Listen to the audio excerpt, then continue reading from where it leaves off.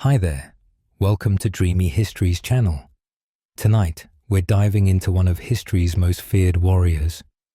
You know that feeling when you wake up somewhere unfamiliar? Well, imagine opening your eyes to find yourself wrapped in bear fur, surrounded by weapons, with muscles you definitely didn't have yesterday. The smell hits you first, smoke, sweat, and something distinctly animal. You're about to discover what it's like to be a Viking berserker. And honestly, you probably won't make it through the first breakfast without someone trying to test whether you're worthy of that title. So before you get comfortable, take a moment to like the video and subscribe, but only if you genuinely enjoy what I do here. I'd love to know where you're listening from tonight. Drop your location and local time in the comments below. Now, close your eyes and listen. Your consciousness swims up from darkness, and the first thing you register is weight. Not just the heavy furs piled on top of you, but the weight of your own body, dense, powerful, unfamiliar.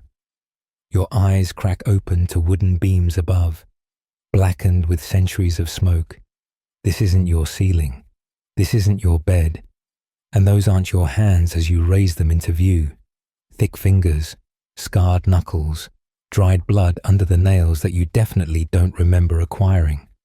You push yourself up, and the furs slide away to reveal a torso that belongs in a museum exhibit on Viking warfare. Scars crisscross your chest like a roadmap of violence. There's a particularly nasty one running from your left shoulder down to your ribs, the kind of wound that should have killed someone. But here you are, breathing in air that tastes of pine smoke and fermented fish. The longhouse stretches around you, and it's exactly like those historical reconstructions you've seen. Except it smells so much worse. The central fire pit glows with dying embers, casting orange light on dozens of sleeping forms. Warriors, by the look of them.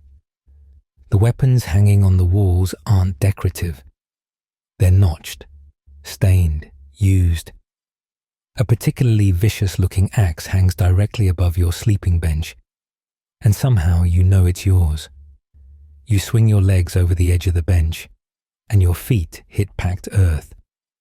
The floor is covered in a mix of rushes and what you really hope is just mud. Your body moves differently.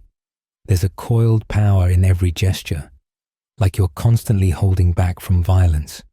When you stand, you tower over your own memories of yourself. 6 foot something of pure Norse intimidation. The cold hits you properly now.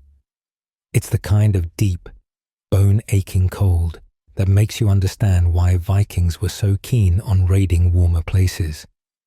Your breath mists in the air, and you realize you're wearing nothing but rough wool trousers.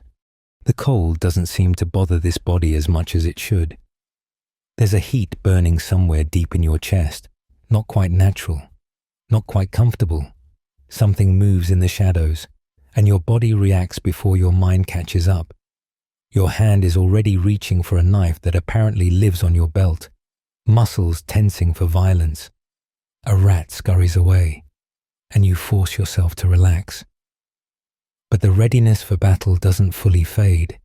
It hovers there, just under your skin, waiting. You need to figure out where you are, when you are, and most importantly, who you are in this world. A polished shield hangs on the wall nearby, and you stumble toward it, still adjusting to the way this body moves. The reflection that stares back stops you cold. Long, matted hair, possibly blonde under all that grease. A beard that looks like it's seen better decades, but it's the eyes that really sell it. They're yours, but different. There's something wild in them, barely controlled. You've seen that look in nature documentaries, usually right before something gets eaten. A groan from nearby makes you turn. One of the sleeping warriors is stirring, and you realize the sun must be coming up. Thin streams of light are starting to pierce through gaps in the walls. Morning in a Viking longhouse, And you're about to find out if you can fake being a berserker well enough to survive it. Your stomach growls, and with it comes a craving for meat that feels almost feral. There's definitely something different about this body's appetites. You spot what looks like a communal area near the fire pit, with benches and long tables. Maybe you can find some food and information without immediately getting yourself killed. Though given what you know about Viking culture, those two things might be mutually exclusive. You take your first steps into this new life, trying to walk like someone who belongs here, someone who's earned those scars, someone who might, at any moment, fly into a legendary berserker rage. No pressure. The longhouse is starting to wake around you. Warriors stretching, cursing, scratching. The domestic sounds of 9th century morning routines. And somewhere in the back of your mind, a tiny voice is screaming that this is impossible, that you should be waking up in your own bed, in your own century. But the cold is real. The smells are definitely real. And that growing hunger for violence, that feels real too. A massive hand clamps down on your shoulder, spinning you around with enough force to remind you that whatever body you're in, you're still the new guy. The warrior facing you looks like someone carved a Viking out of granite and forgot to add mercy. His beard is braided with what might be finger bones. You really hope they're animal bones, and his grin shows several gold teeth. Finally awake, wolf drunk? His breath smells like fermented fish and poor decisions. Thought you might sleep through morning food. Again. Wolf drunk. Is that your name here? You grunt something non-committal, which seems to be the right response because Gold Teeth laughs and slaps your back hard enough to relocate your spine. Come, the others want to see if yesterday's mushrooms left you stupid. He starts walking toward the growing crowd near the fire pit, and you follow, trying to piece together who you're supposed to be. The communal area is filling with warriors who make professional wrestlers look subtle. They're all scarred, all armed even for breakfast, and all watching you with expressions ranging from amusement to barely concealed hostility. You count at least 12 men who look like they could bench press a longship. Look who survived the night, calls out a younger warrior, maybe 25, with fresh scars still pink on his arms. Thought for sure the All-Father would claim you after that display yesterday. Display? Yesterday? You rack your brain for memories that aren't there, but your body seems to remember something. There's a phantom taste of mushrooms and honey mead on your tongue, mixed with, is that blood? An older warrior, grey-streaked beard reaching his chest, stands from the head of the table. This must be the leader. He has that particular combination of battle-scarred and still breathing that Vikings probably found inspiring. Bjorn Wolf drunk, he announces. And apparently, that's definitely you.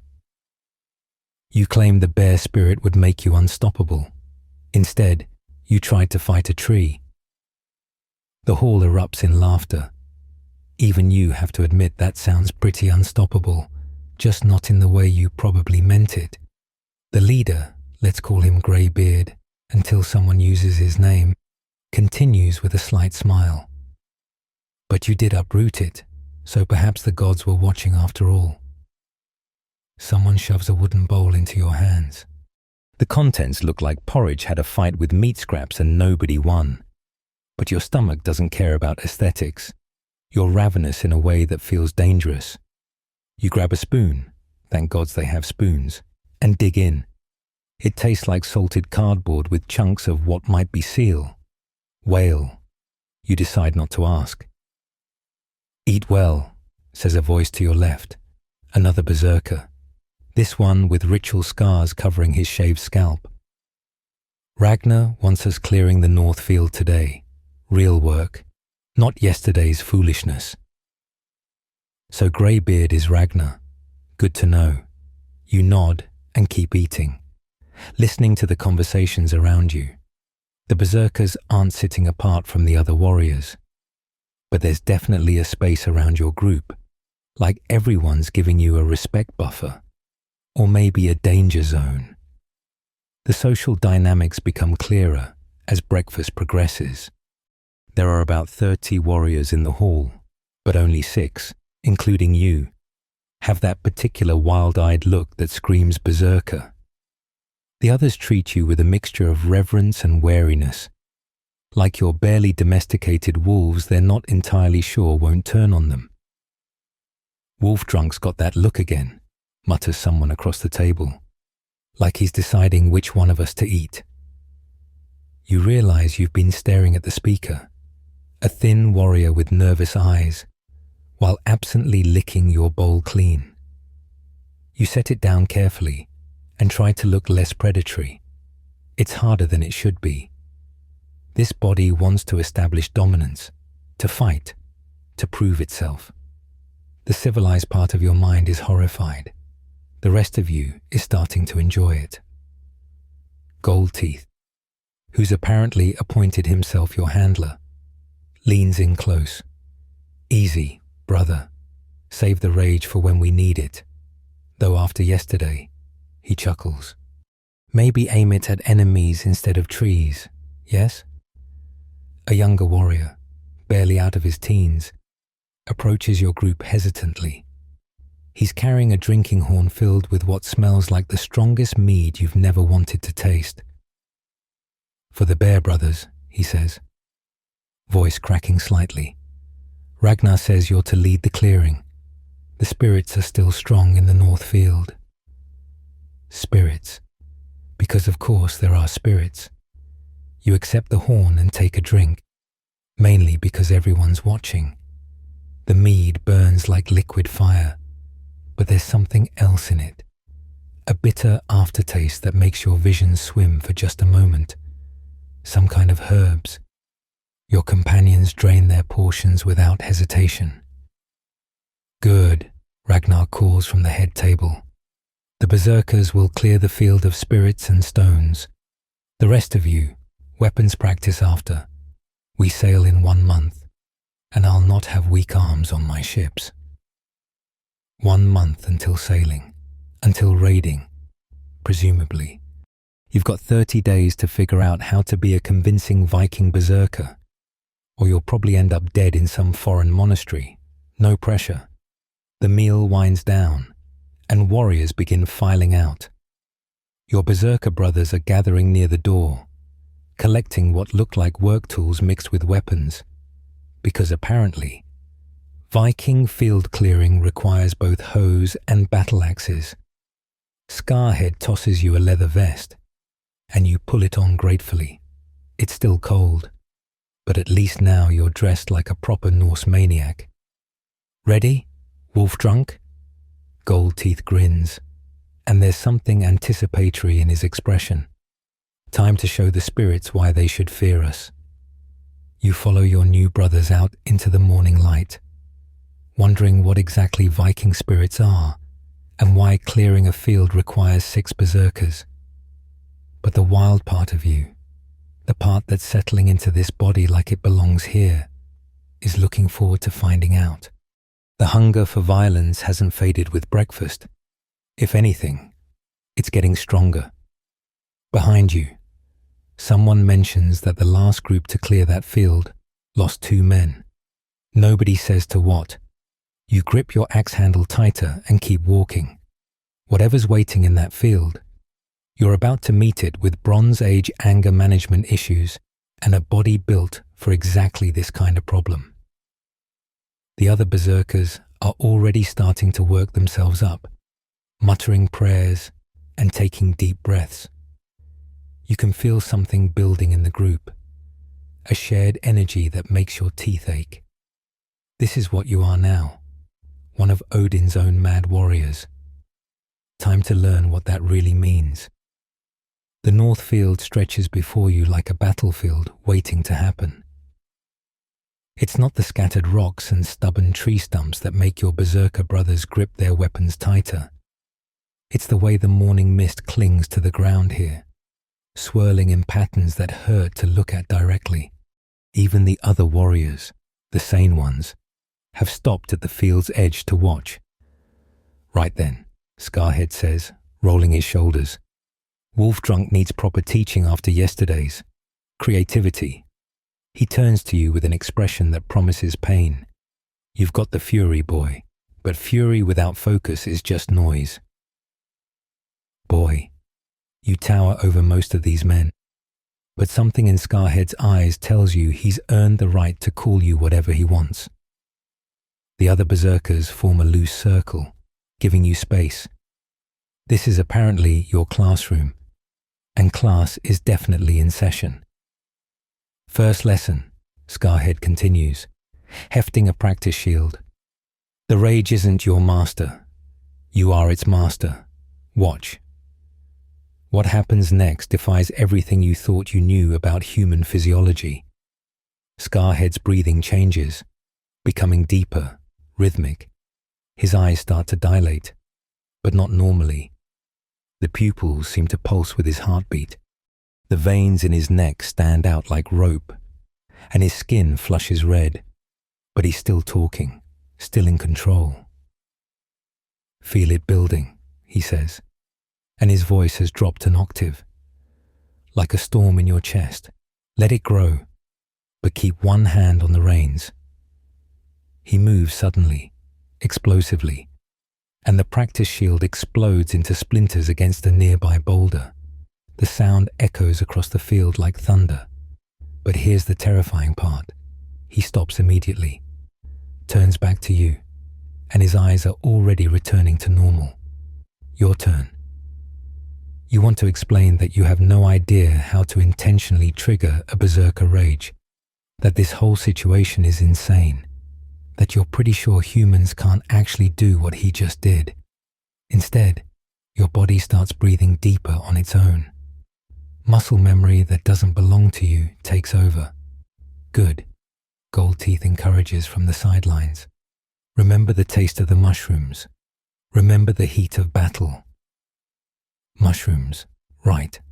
Historians still argue whether berserkers use psychoactive substances or achieve their states through psychological conditioning.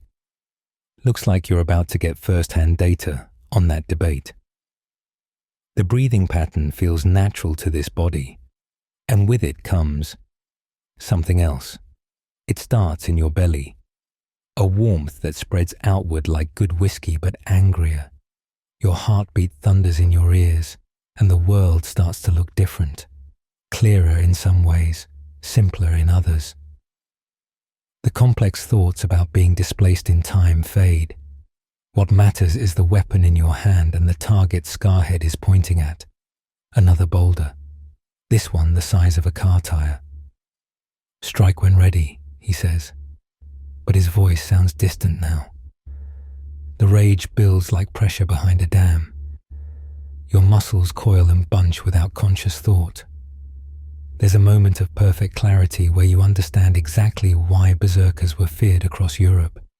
This isn't just anger. It's controlled detonation of human limits. You roar. When did you decide to roar? And charge. The axe swings with every ounce of your considerable strength, and the impact sends shockwaves up your arms. The boulder doesn't shatter like in the movies.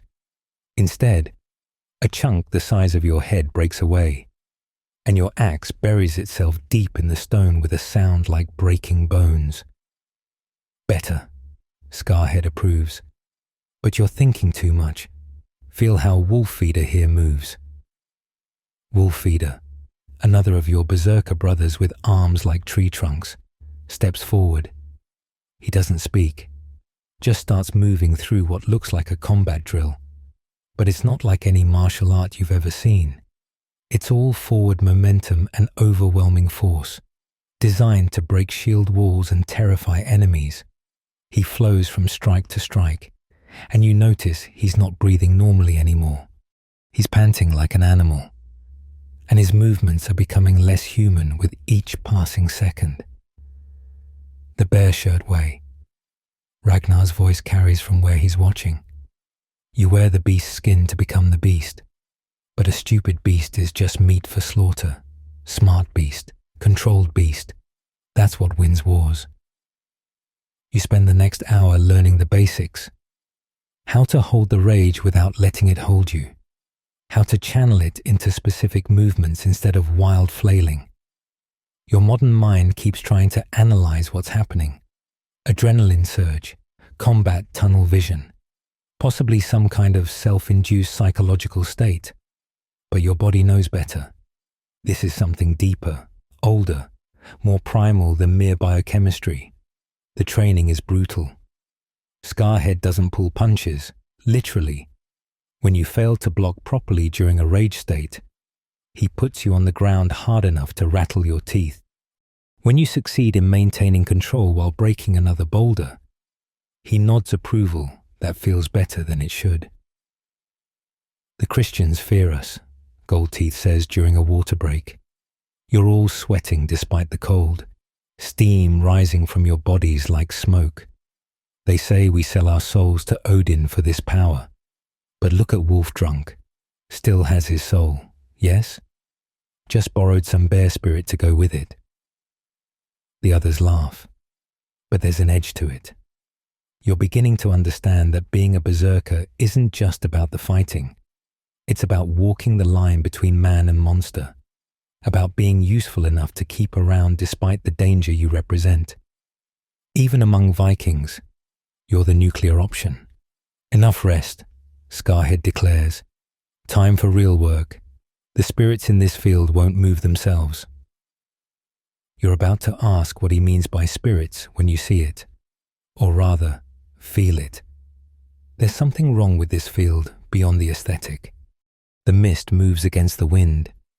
Shadows fall at angles that don't match the sun. And there's a smell like old copper and rotting flowers that makes your newly trained rage want to surge. Draugr touched, one of the younger berserkers spits. The restless dead walked here. Can you feel it? Wolf Drunk. How the earth itself is angry. You can, actually. This body's senses are tuned to danger in ways your modern self never experienced. The field doesn't just look wrong, it feels wrong, like infected tissue that needs to be cut away. Form the line, Scarhead orders. Let the fury build. We clear this field the old way, with rage and iron and no mercy for whatever lingers. Your berserker brothers spread out, weapons ready. The training was just warm-up. Now comes the real lesson. How to use controlled madness to fight things that shouldn't exist. You grip your axe, let the breathing pattern start again, and feel the bear spirit rise. The longhouse fills with smoke so thick you can taste it. Pine resin, dried herbs, and something else that makes your nostrils flare. The other warriors have cleared out, leaving only the 6 berserkers and Ragnar, who watches from his high seat like he's evaluating livestock. Tonight's the night before your first real test, and apparently that means getting professionally intoxicated on Viking-grade hallucinogens. Bring the sacred mead, Ragnar commands, and that younger warrior from breakfast, the one with nervous eyes, scurries forward with a carved wooden box like he's handling explosives. Scarhead takes the box reverently, opening it to reveal 6 drinking horns and a leather pouch that makes your enhanced senses recoil. Even from across the room, you can smell the mushrooms. Amanita muscaria, the rational part of your brain supplies. Fly agaric, the red ones with white spots that scream "do not eat" in every language.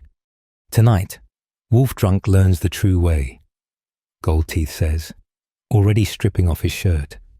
The firelight plays across scars that tell stories you probably don't want to hear. The Christians think we're demons. Let them. Fear is half the battle won. The preparation is more ritual than you expected. Each berserker takes position around the fire, cross-legged on wolf pelts that smell like they've seen better decades.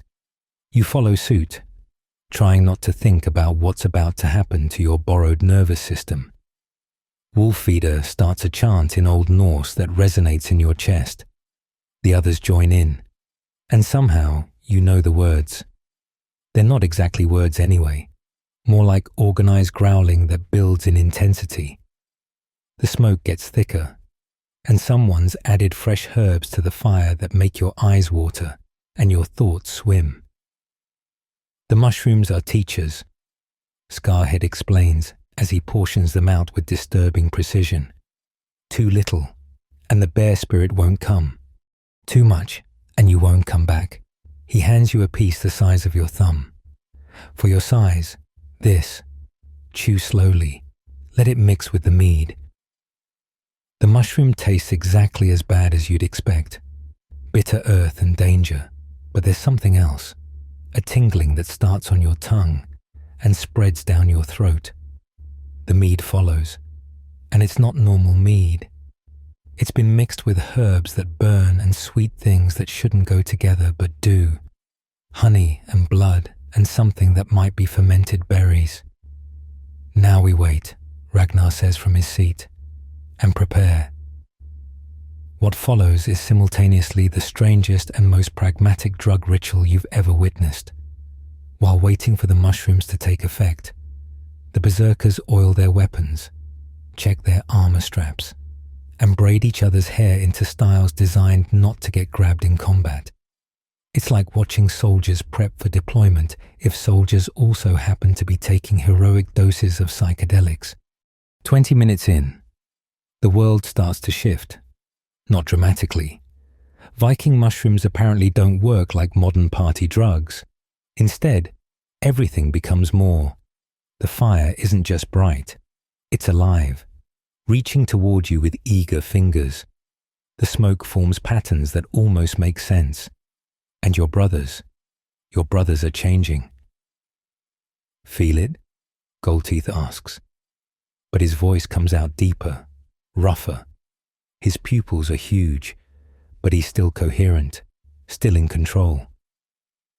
The bear wakes slowly. Let it stretch. Your skin prickles like someone's running electricity through it. The rage from training earlier was nothing compared to this. This is older, deeper. It starts in your spine and spreads outward like roots. Your breathing changes without conscious thought, matching the rhythm of the drums. When did drums start? Story time, Scarhead announces, and his grin has too many teeth.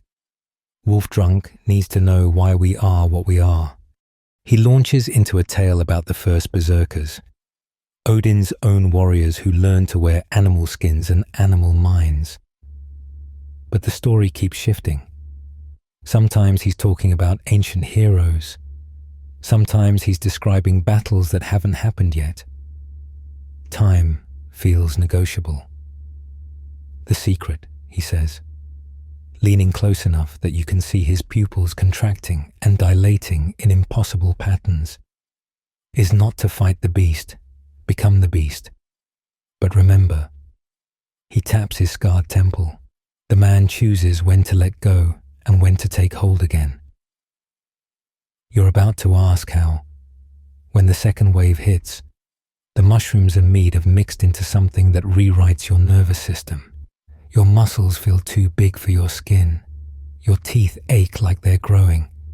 And underneath it all, there's a presence, not exactly a voice, but a weight, something ancient and patient and very, very hungry. Stand up, Ragnar commands, and all 6 of you obey instantly. Your body moves differently now. Lower center of gravity, weight on the balls of your feet, ready to spring. Show me control. Show me why I should let you near my ships. What happens next is part dance, part fight, part religious experience. The berserkers move through combat forms, but it's nothing like training. You're faster than you should be, stronger than physics should allow. When Goldteeth swings at you with a practice sword, you don't block, you flow around it like water, then strike back with enough force to shatter the weapon. Good, Ragnar approves. The Christians pray to their white Christ for protection. We become the thing they pray about. The night blurs. At some point, you're outside, running through the forest naked except for a wolf pelt, howling at a moon that howls back. Your Berserker brothers are with you, and you're hunting something that might be a deer or might be a shadow. It doesn't matter. What matters is the pack, the hunt, the perfect unity of purpose. Later, hours, days, you're back in the longhouse, and Scarhead is teaching you the come-down ritual. This is the most important part, he says, pressing a cup of something bitter into your hands. Any fool can go berserk. It takes a warrior to come back. The potion tastes like dirt and clarity, slowly, in increments. Your mind reassembles itself. The bear spirit doesn't leave. It just settles back into dormancy, coiled in your chest like a sleeping serpent. Your brothers are going through the same process, shaking their heads, working their jaws like they're remembering how to be human. Tomorrow, Ragnar announces, standing over you all like a proud father. You raid the monastery at Lindisfarne. The monks think their god protects them. Show them what real divine madness looks like. Lindisfarne. Even in your mushroom-addled state, you recognize the name. It's the raid that historians mark as the beginning of the Viking Age. And you're going to be there, armed with an axe and a head full of crazy. Rest now, Scarhead advises, throwing you a scratchy blanket. The mushrooms give strength, but they take it too. Sleep, dream of blood, wake ready to spill it. You collapse onto your bench, every muscle trembling with exhaustion and leftover divine madness. Around you, your brothers do the same, muttering prayers to Odin and making obscene promises about tomorrow's violence. Dawn comes like a hangover from the gods, and with it, the entire settlement transforms into a military operation. Your body aches from last night's mushroom-fueled adventures, but there's no time for recovery. Ships need loading, weapons need sharpening, and apparently, you need to learn how not to sink a longship with your mere presence. Wolf drunk, Goldteeth's voice cuts through your skull like an axe. Stop walking like a Christian. We've got work. The shoreline is chaos, but it's organized chaos. 3 longships rest on log rollers, their dragon heads removed and wrapped carefully in oiled leather. Can't let the land spirit see them until you're ready to leave. Another bit of Viking logic that somehow makes perfect sense to your scrambled brain. You're assigned to Ragnar's ship, the Wave Serpent, which is both an honor and a practical decision. They want the berserkers spread out among the fleet. Too many unstable murderers on one boat is apparently bad for navigation. Here, a grizzled shipwright shoves a bucket of pine tar into your hands. Make yourself useful. Check every seal on the strakes. Water inside means death outside. The work is monotonous but necessary. You crawl along the ship's hull, examining the overlapped planks, running tar-covered fingers along every joint. The craftsmanship is incredible, flexible enough to ride waves, strong enough to carry 30 warriors and their murder equipment across the North Sea. Other warriors are loading supplies with military precision, barrels of water and ale, wrapped wheels of cheese that smell like feet, dried fish that could double as weapons, and enough salted meat to feed a small army, which you realize is exactly what you are. Navigation lesson, announces a one-eyed veteran who everyone calls Star Watcher.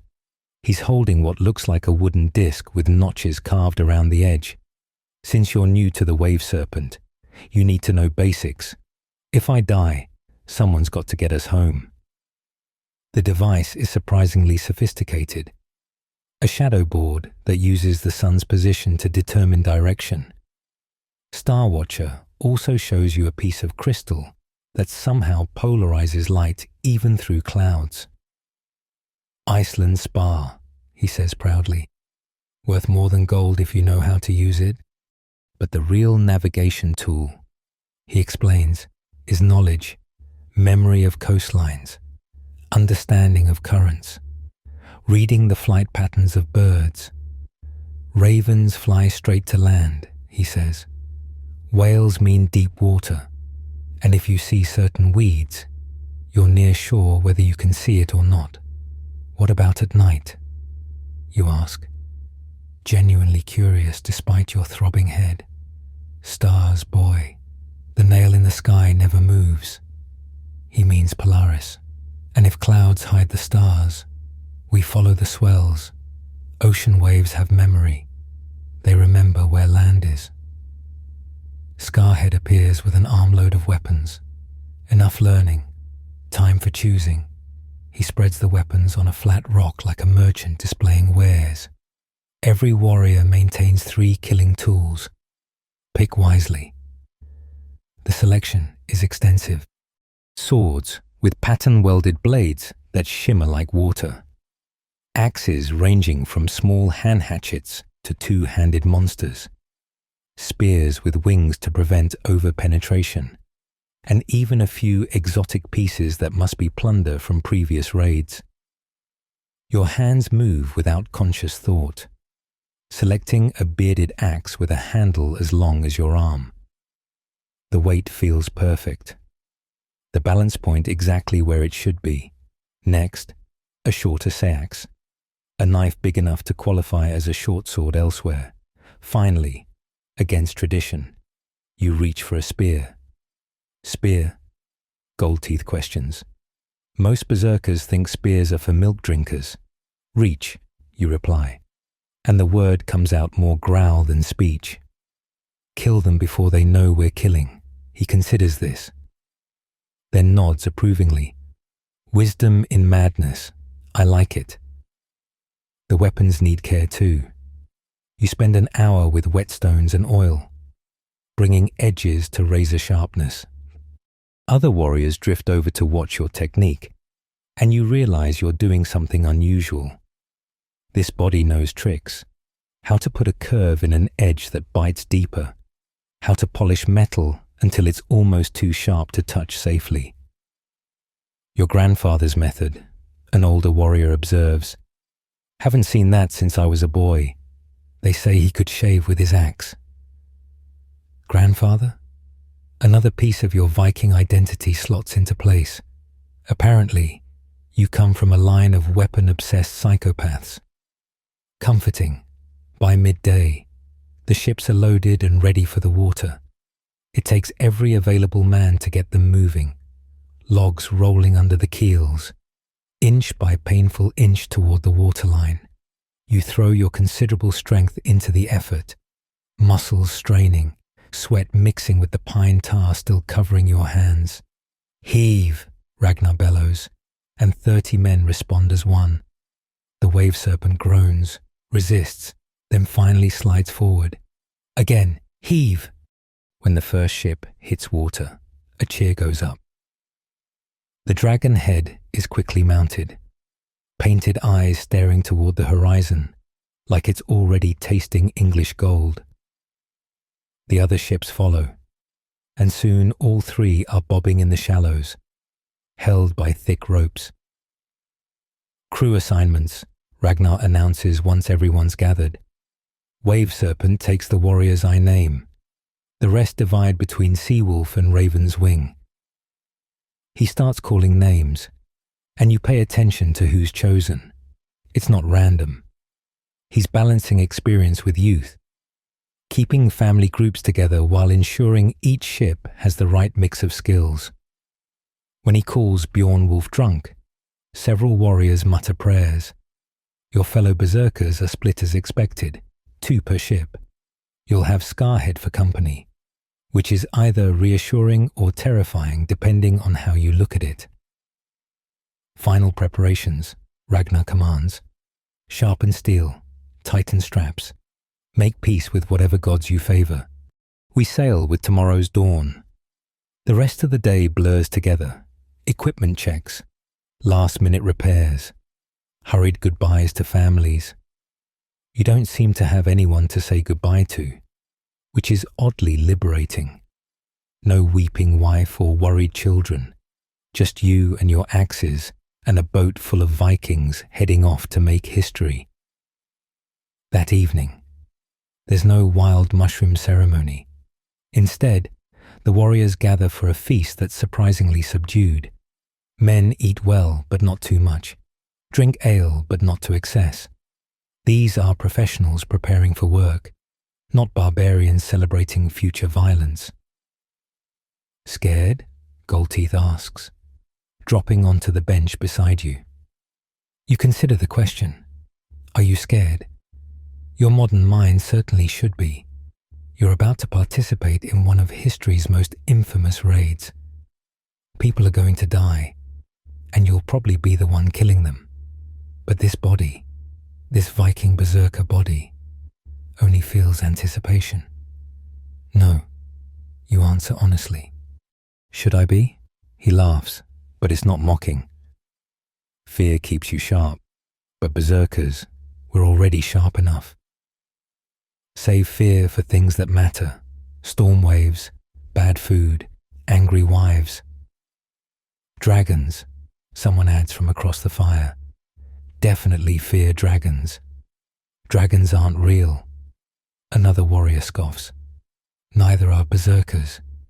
The first one replies, looking directly at you. Yet here we are, tomorrow. You'll load into those impossible ships and point them toward England. Tomorrow, you'll find out if you can control the bear spirit in actual combat. Tomorrow, you'll help birth the Viking age in blood and fire. But tonight you oil your axe one more time and try not to think about how history books will remember what you're about to do. The wave serpent cuts through grey water like its namesake. 30 men pulling oars in perfect rhythm while you try not to vomit over the side. Turns out Viking sea legs don't come pre-installed with your berserker body. The North Sea has opinions about your breakfast, and they're all negative. First time crossing? Star Watcher asks with amusement, not breaking his rhythm on his oar. The whale road takes getting used to. Whale road, even nauseated. You appreciate the poetry of it. The sea stretches endlessly in all directions. Grey-green water meeting grey-white sky. The other two ships maintain perfect formation. Dragon heads proud despite the spray. You're 3 hours out from shore when the real education begins. Rowing isn't just pulling. It's a complex dance of timing, force, and reading the water. Too deep and you exhaust yourself. Too shallow and you're just splashing. The man in front of you, a veteran named Tooth Grinder, sets a pace that looks easy until you've been matching it for 20 minutes. Switch, Ragnar calls from his position at the steering oar. Half the rowers ship their oars while the other half take over. You gratefully surrender your position to another warrior and collapse against the side, gasping. Drink. Scarhead passes you a water skin. But slowly. Neptune doesn't like offerings from green sailors. The water helps, and gradually your stomach settles. Without the distraction of rowing, you can appreciate the remarkable engineering of the longship. It flexes with the waves rather than fighting them. Each plank moving independently but holding together. The sail is still furled. Wind's coming from the wrong direction, but the mast stands ready like a patient servant. Story time, announces a skald named Silver Tongue. Who wants to hear how Bjorn's grandfather earned his name? Several warriors cheer, and you realize they're talking about you. Your grandfather, apparently. Bearshirt Bjorn, Silver Tongue begins, his voice carrying easily over the oar strokes. Fought 3 Danish champions at once during the Battle of Hjørungr Bay. They say he killed the first with his axe, the second with his sword, and the third. He grins at you. With his teeth, tore the man's throat out like a wolf. The warriors bang approval on their shields. You're trying to process having a grandfather who apparently thought human throat was a food group when Gold Teeth adds, "Course, he went mad after, spent his last years thinking trees were enemies, runs in the blood, they say." Fantastic. Your fictional Viking lineage includes hereditary insanity. Though given where you are and what you're doing, maybe that's appropriate. The sun tracks across the sky, and Star Watcher teaches navigation as you go. He shows you how to read the sea's moods, how certain bird species indicate distance from land, how the color of the water changes over different depths. It's fascinating and practical. If you survive this raid, you might actually be able to find your way home. When do we use the sail, you ask during your next rest period? When Njord gives us proper wind. Ragnar answers from the stern. Rowing builds strength, sailing builds patience. Viking needs both. As if summoned by his words. The wind shifts. Experienced hands leap to action, and you watch in amazement as the sail unfurls. It's not plain canvas but wool, dyed in red and white stripes, reinforced with leather at stress points. The wind catches it with a sound like thunder, and suddenly the wave serpent leaps forward. "Oars in," Ragnar commands, and 30 wooden blades disappear into the ship. The transformation is immediate. From galley slave to racing yacht, the ship heels slightly, spray flying from the bow, and several warriors whoop with joy. "This is living," Toothgrinder shouts, grinning through his remaining teeth. "Feel that? The gods push us toward glory."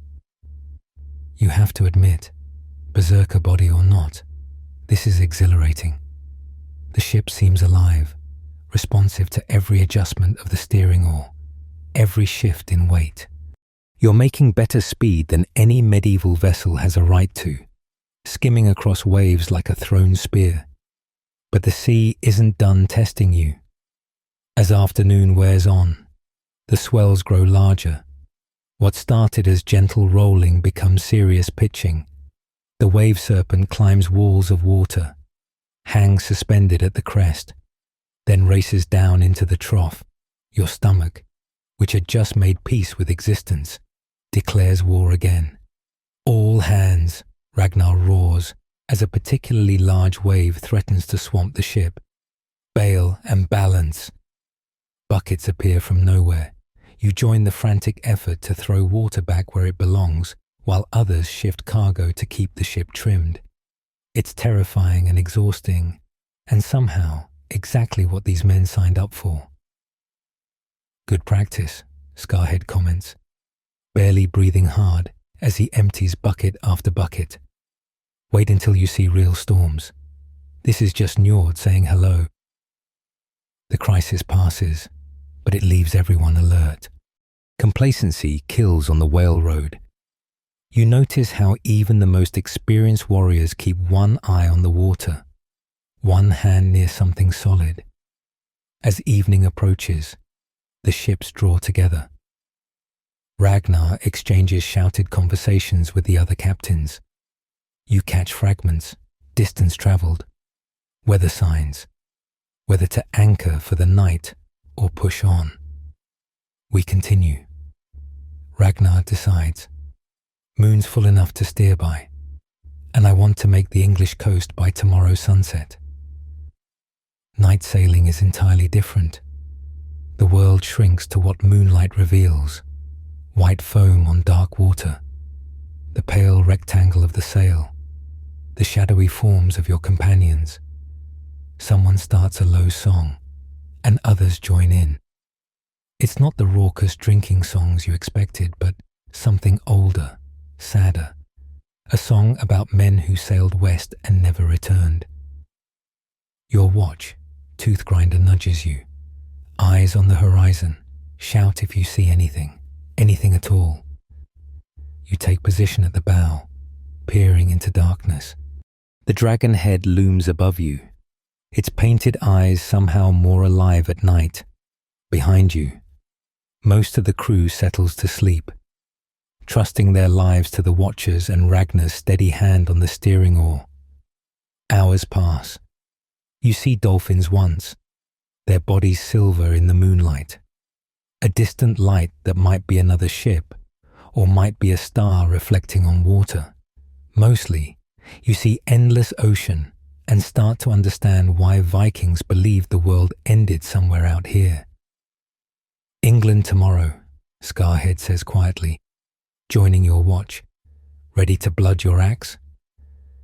You think about the monks of Lindisfarne, probably sleeping peacefully right now, no idea what's coming. The modern part of you feels sick. The Viking part sharpens its teeth. Ready, you lie, and the word tastes like salt water and iron. Good, he says, because once we land, there's no going back. The bear spirit doesn't understand mercy, and neither do English spears. Stay close to me tomorrow. I'll keep you alive long enough to learn or die properly. The night wears on. Somewhere ahead, the English coast waits like a sleeping victim. Behind, Norway has long since vanished. You're in the space between worlds now, carried by wind and muscle toward a date with historical infamy. The English coast materializes out of morning mist, like something from a fever dream. Lindisfarne, Holy Island, the locals call it, connected to the mainland by a causeway that disappears at high tide. Perfect for monks who want isolation, even better for Vikings who understand tidal patterns. Shields up, Ragnar commands quietly. No war cries until we're on the beach. Let them think we're traders until it's too late. The transformation is immediate. Peaceful sailors become predators. Shields slide into place along the ship's sides, overlapping like dragon scales. Weapons emerge from wrapped bundles. Your Berserker brothers start their breathing exercises, and you can feel the familiar heat building in your chest. Remember, Scarhead whispers, fixing his helmet. First raid, you stay human as long as possible. Learn the rhythm before you let the bear loose. The monastery sits on a slight rise, its stone buildings grey against green grass. You can see movement, monks going about their morning prayers, tending gardens, completely oblivious. Part of you wants to warn them. The rest of you is already calculating angles of attack. The three ships ground on the pebbled beach with a sound like breaking bones.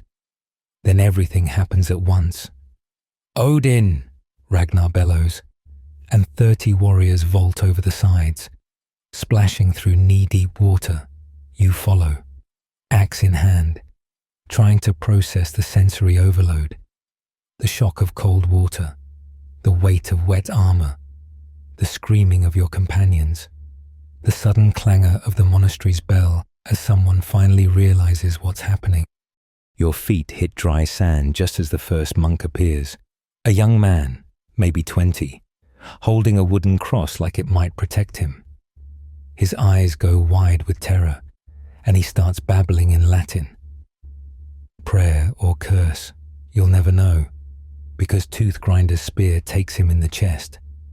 The church first, Ragnar points with his blood-wet sword. That's where they keep the pretty things. The raiders split into practice groups. Some head for the church, others for what look like storage buildings. Your group, led by Scarhead, aims for the scriptorium. Even in your adrenaline-soaked state, you wonder how Vikings know exactly where monks keep their books. The door splinters under Goldteeth's boot, and you pile inside to find art, illuminated manuscripts that would make museum curators weep, scattered across writing desks like everyday objects. An elderly monk stands protectively in front of a particularly ornate gospel, arms spread wide. Please, he says in accented Norse, these are God's words. Take our gold, but leave. Scarhead backhands him almost gently, and the old man crumples. God's words buy less than God's gold. Grab what shines, leave what doesn't. You watch your companions work with disturbing efficiency. They're not destroying for destruction's sake. They're shopping. Metal fixtures are pried loose. Gem-studded book covers ripped away. Anything valuable stripped and stuffed into sacks. It's vandalism with a profit margin. Wolf drunk. Goldteeth tosses you a leather satchel. Make yourself useful. Check the back rooms. You move deeper into the building, trying to reconcile what you're doing with who you were. A door leads to private cells, each containing a narrow bed, a cross, and there, a small chest under one bed, locked with medieval paranoia. Your axe makes short work of the lock. Inside, silver coins, a gold ring, and what looks like a reliquary, supposedly containing some saint's finger bone. You dump it all in your sack, trying not to think about the moral implications of grave robbing once removed. A scream from outside cuts through your philosophical crisis. Not a monk scream, a warrior's. Combat scream, not victory scream. You rush back to find the situation has complicated. "Armed ones," someone shouts, "coming from the mainland." Sure enough, a group of what must be local nobility and their guards are splashing across the causeway. Maybe 30 men with actual weapons and the training to use them. They must have seen the smoke and come running. "Form up," Ragnar bellows. "Shield wall, berserkers to the flanks." This is your moment, the bear spirit, which has been pacing impatiently in your chest, suddenly has purpose. Scarhead is already changing, his breathing going ragged, eyes dilating. You follow his lead, letting the rage build properly this time. The English fighters are brave, you'll give them that. They charge up the beach in good order, shields locked, spears bristling. Their leader, identifiable by his better armor and magnificent moustache, shouts what are probably inspiring words about defending God's house. They hit your shield wall like a wave on rocks. The sound is incredible. Wood on wood, metal on metal, men grunting and cursing in two languages. For a moment, the lines hold, pushing against each other like the world's most violent rugby scrum. Then Ragnar gives the signal, and the berserkers are released.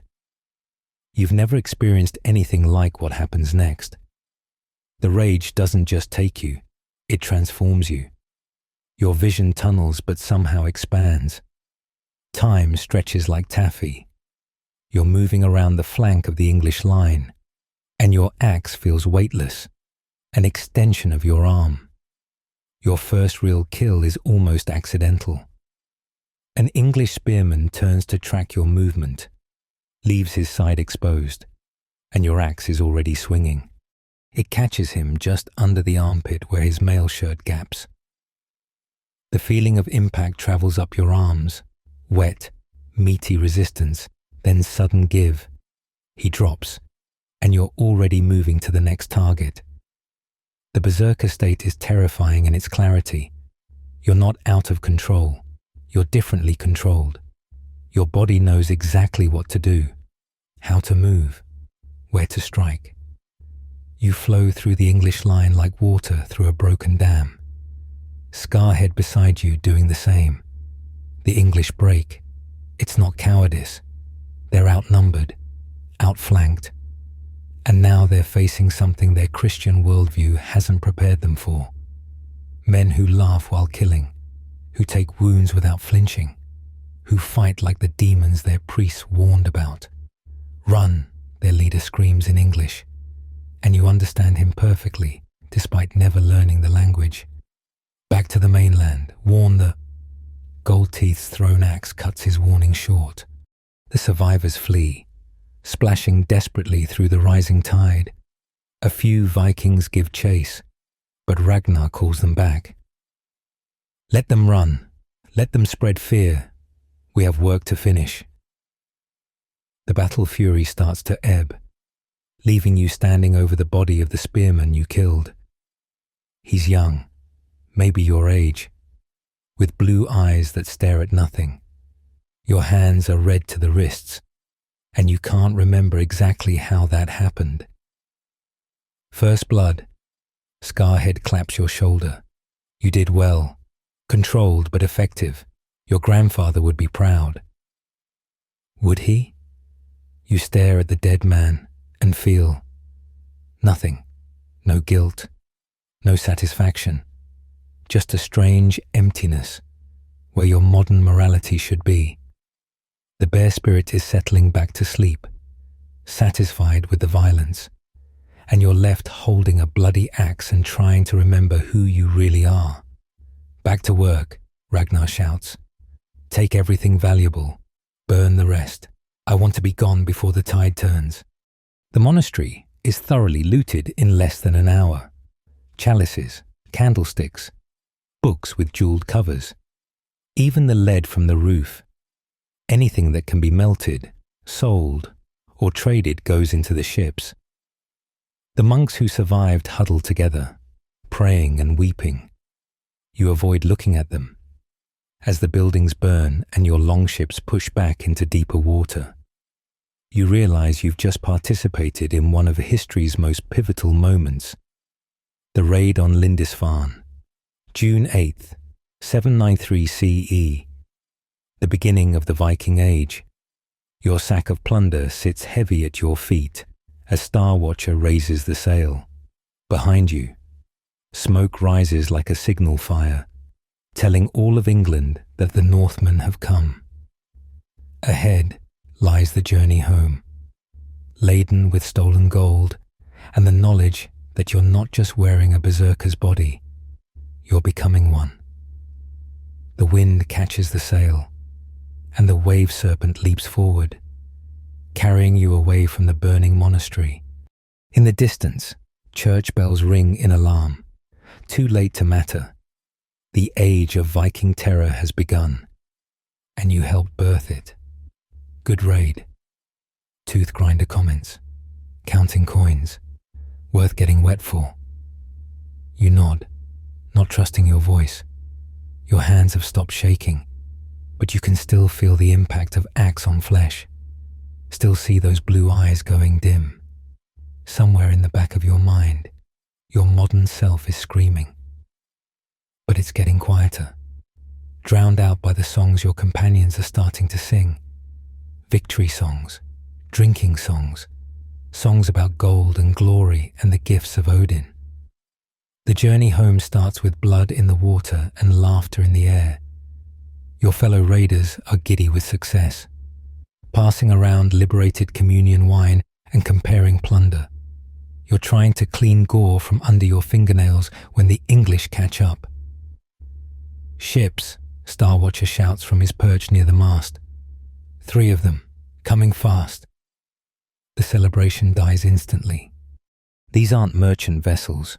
They're warships, lean and aggressive, crewed by men who actually know what they're doing. The local lord must have had a navy stationed nearby. They want their gold back, Ragnar observes calmly. Too bad we're keeping it. Battle positions. This is different from the beach skirmish. Ship combat has its own brutal logic. No shield walls here, just desperate close-quarters violence on a platform that won't stop moving. Your berserker breathing starts automatically, the bear spirit stirring with interest. Remember, Scarhead grabs your arm. Control is everything on ships. Go full berserk and you might axe the wrong person, or fall overboard. Either way, you're useless. The English ships are gaining. Their rowers are fresh while yours have been pulling since dawn. Ragnar makes quick calculations, then barks orders that split the Viking fleet. 2 ships continue fleeing while the wave serpent turns to fight. Why us? You ask Goldteeth as you ready your weapons. Because we have the most berserkers, he grins. And because Ragnar's insane. Perfect combination. The lead English ship closes the distance. You can see their warriors clearly now, grim-faced men in mail. None of the shock that made the monks easy prey. These fighters have faced Vikings before. "Grapples ready," their commander shouts in English. You understand him perfectly, another gift of this strange existence. The ships come together with a crash that throws men to their knees. Grappling hooks fly, binding the vessels in a deadly embrace. Then the English board, and your world becomes very small and very violent.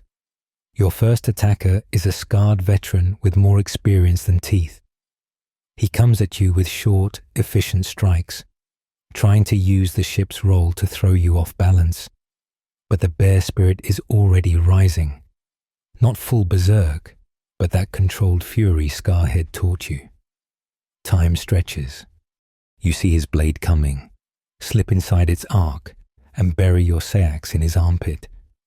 He gasps, stumbles, and the ship's movement does the rest. He tumbles over the side, taking your knife with him. "Axe work now," Scarhead roars, demonstrating by splitting an English shield and the arm behind it. The battle becomes a bloody algebra problem. 2 ships' worth of warriors crammed into a space the size of a small house. Everyone trying to kill everyone else, while the sea tries to kill everyone equally. You lose track of individual fights, operating on instinct and trained reflex. Your axe develops a life of its own. Block, strike, dodge, strike again.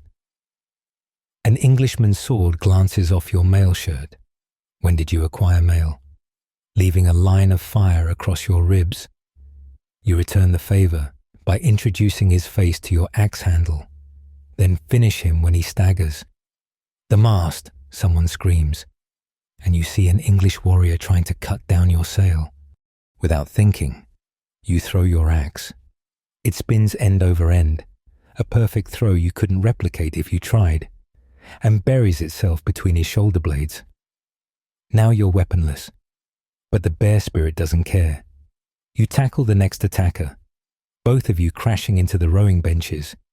He tries to stab you with a long knife. You catch his wrist, and the controlled rage gives you strength to slowly turn the blade back on him. His eyes widen as his own weapon pushes into his throat. Behind you. Goldteeth's warning comes just in time. You roll aside as a spear thrust splits the planking where your head was. Before the spearman can recover, Goldteeth removes his head with disturbing efficiency. The tide turns when the English commander falls. You don't see who kills him, but his death takes the heart out of his men. They start retreating to their ship, trying to cut the grappling lines. "Let them go," Ragnar orders. "We've bled enough."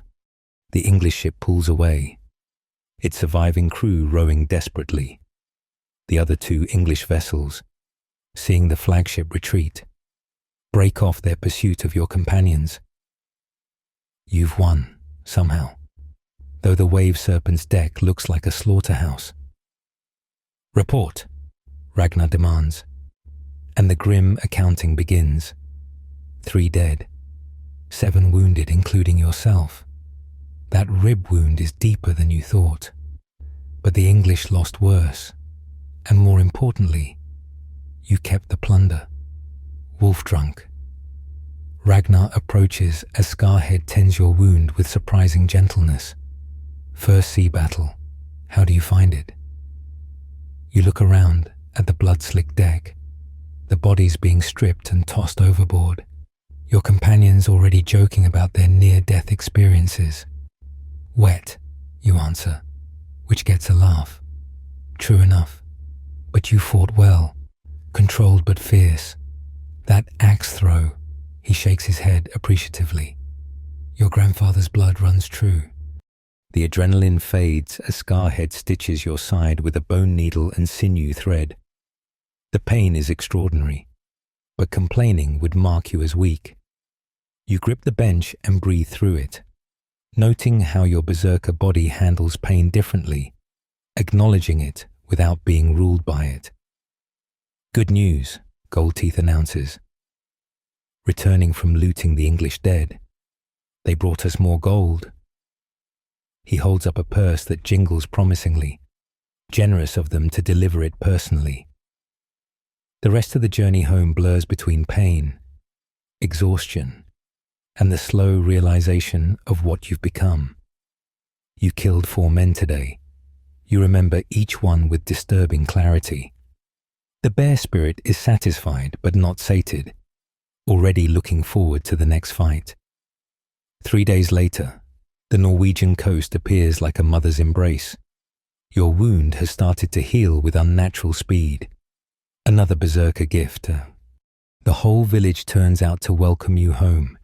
Women and children cheering as warriors display their plunder. Look at them, Toothgrinder says, as you dock. They see heroes returning.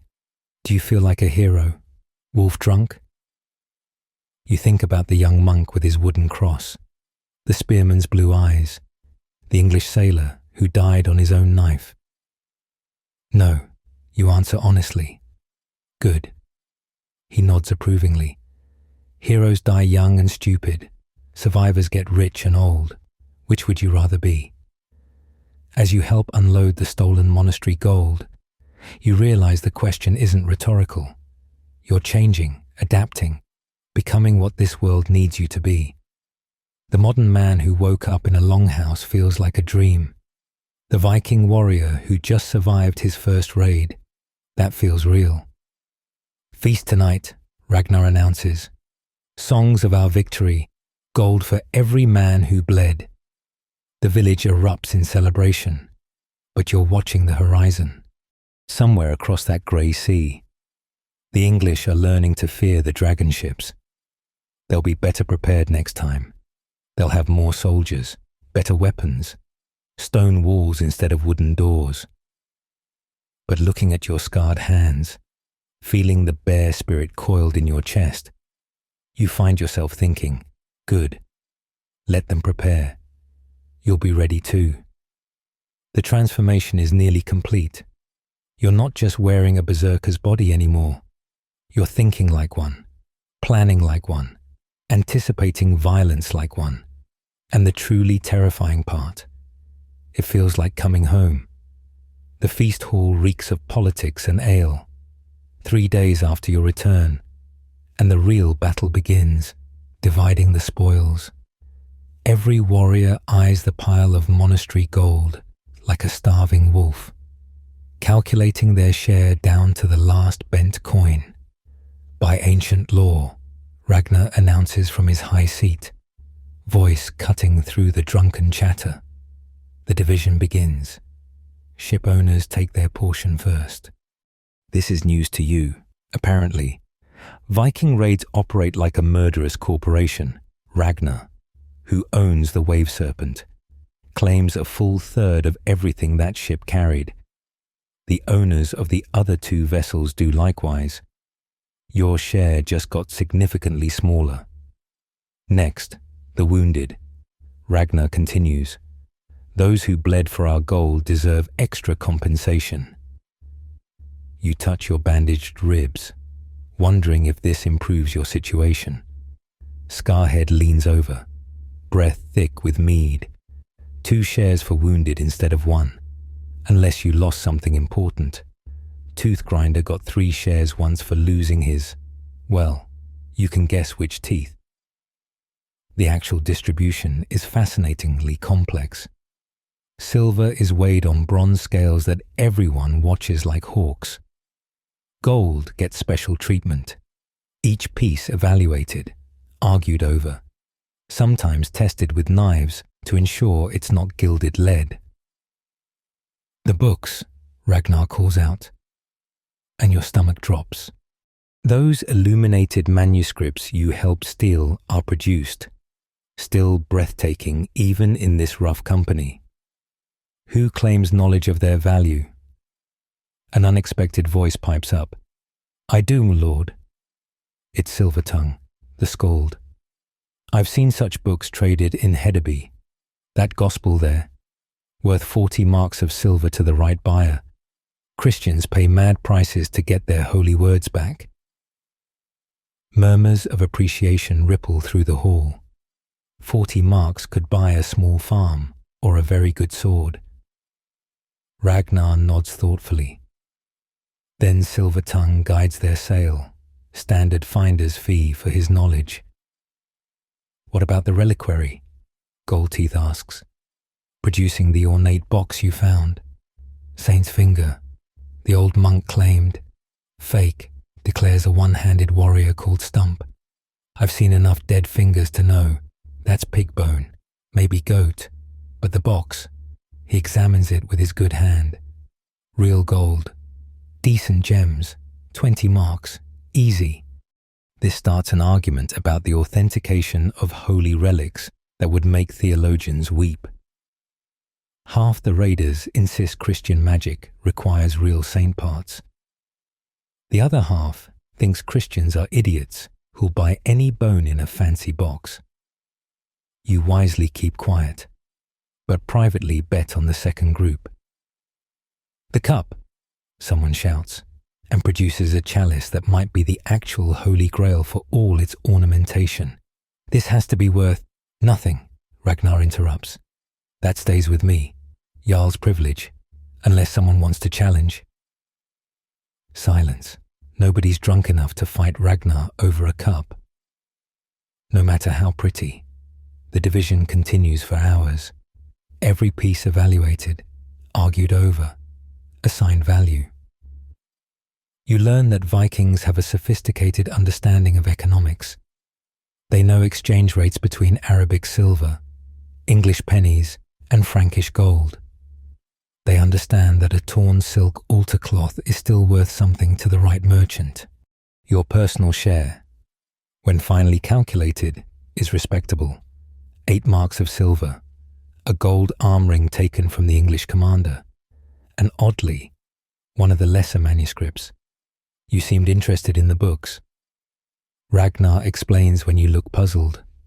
Most warriors would trade it for drink money, thought you might appreciate it. You do, actually.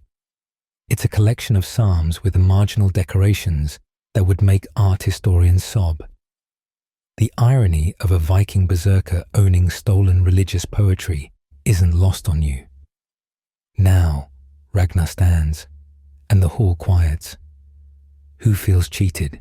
Speak now, or hold your peace until next raid. This is the dangerous moment. A few warriors mutter, but nobody voices open complaint. Then Crowfeeder, a berserker from one of the other ships, stands.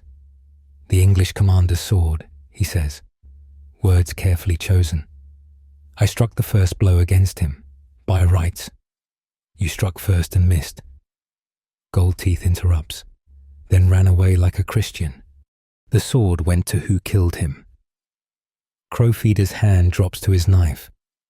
The hall tenses. This could go very bad very quickly. Trial by combat, Crowfeeder declares. Let the gods decide ownership.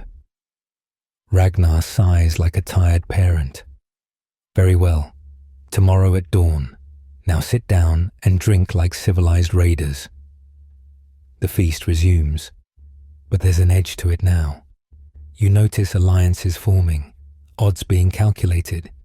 Crowfeeder is from a different ship, a different crew. If he wins tomorrow, it could upset the careful balance between the 3 vessels. Worried? Scarhead asks, noting your observation. Should I be? Always worry when berserkers fight each other. We're meant to kill enemies, not brothers. But, he shrugs, gold makes enemies of brothers. Way of the world. You spend the rest of the feast learning about Viking investment strategies. Some warriors immediately convert their share to arm rings and hack silver, portable wealth that doubles as jewelry. Others pool resources to buy trade goods for the summer markets. A few just drink their profits, figuring they'll steal more next season. What will you do with yours? Asks a young warrior, eyeing your manuscript. You consider. What does a displaced time traveler do with Viking blood money? Save it, you decide. Maybe buy better armor. Smart. Tooth grinder approves from across the table. Good mail's worth more than gold when spears start flying. I knew a man who bought a Frankish coat. Double riveted links. Cost him 50 marks. Saved his life 12 times before a lucky axe found his neck. The economics lesson continues late into the night. You learn about trade routes.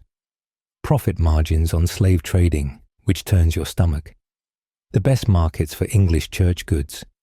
It's capitalism with battle axes. And surprisingly sophisticated. Ireland next, someone suggests.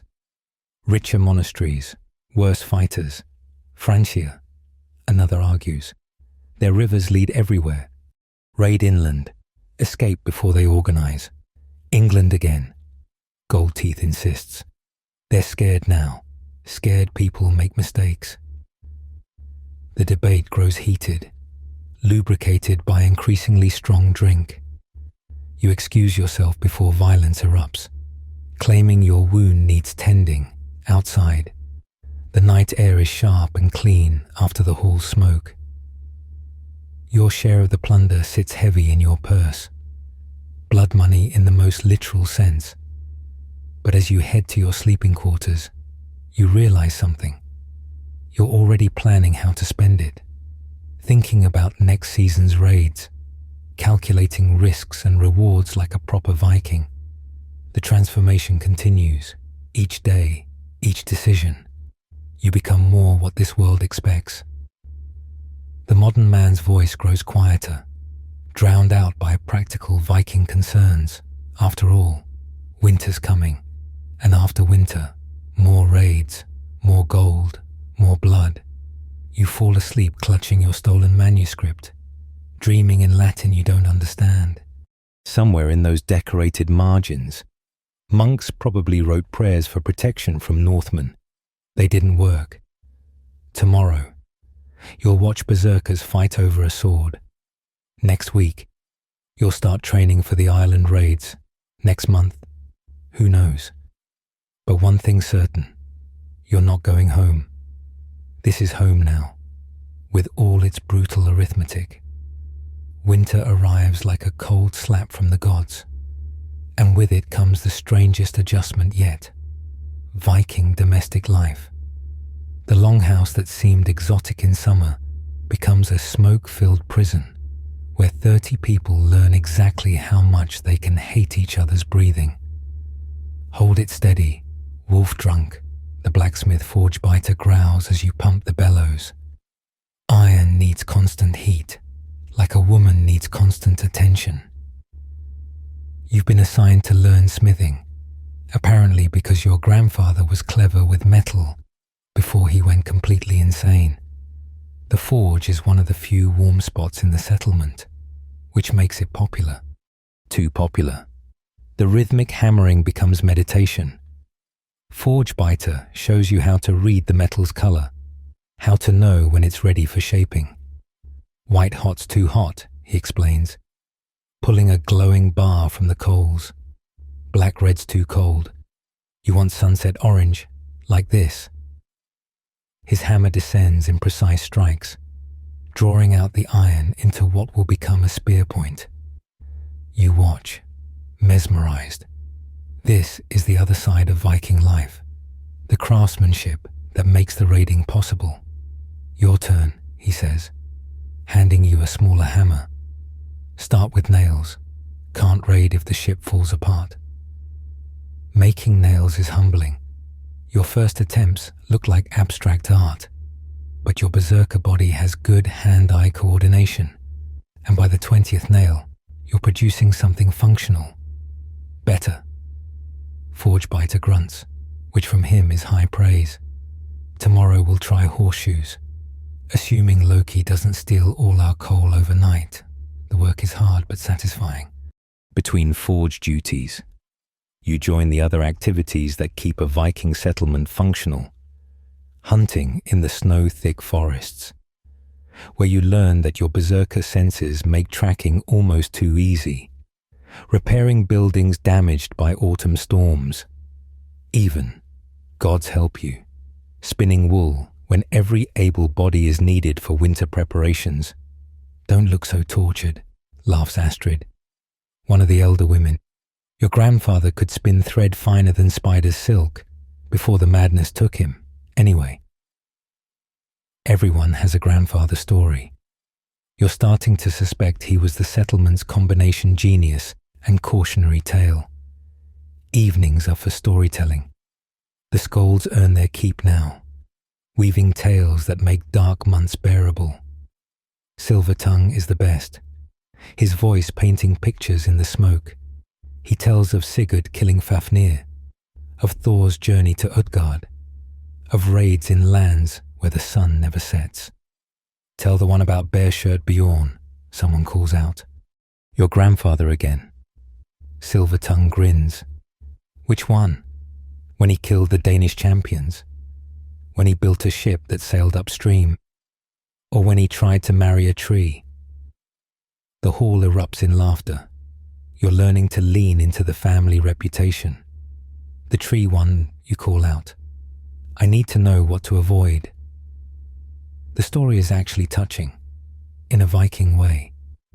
Your grandfather, deep in mushroom madness, became convinced a particularly beautiful oak was a transformed Valkyrie. He courted it for weeks, bringing it gifts, composing poetry. The tree, shockingly, didn't respond. But here's the thing, Silvertongue concludes.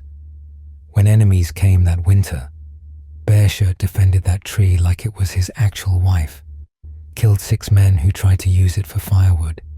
Maybe he was mad, or maybe he saw something we couldn't.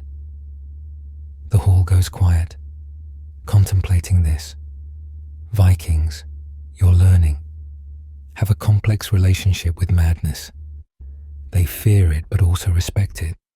The line between divine inspiration and insanity is thin and often crossed. Combat training continues through winter, moving indoors when possible.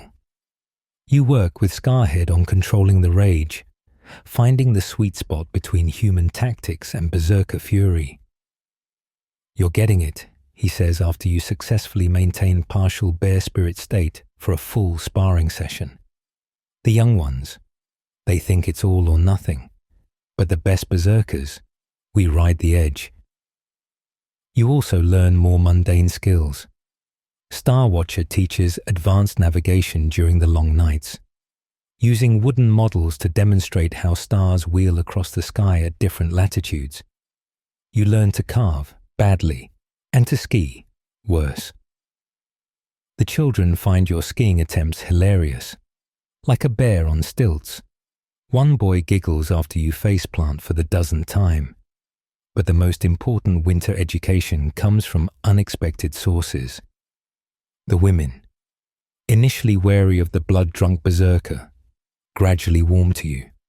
They teach practical things: how to repair torn mail links, how to preserve meat for sea voyages, how to read weather signs that warriors often ignore. Men plan raids, Astrid says, while showing you proper stitching technique.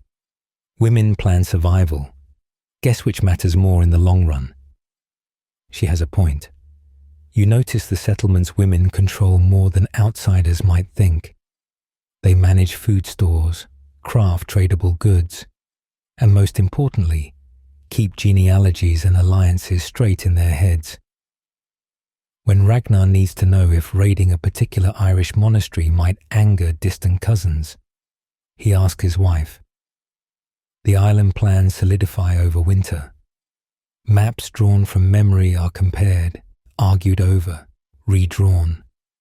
You contribute what you remember from your modern knowledge, carefully framed as stories from travellers. The Vikings are surprisingly receptive to new information. The Irish fight different from English, warns Raveneye, who raided there years ago.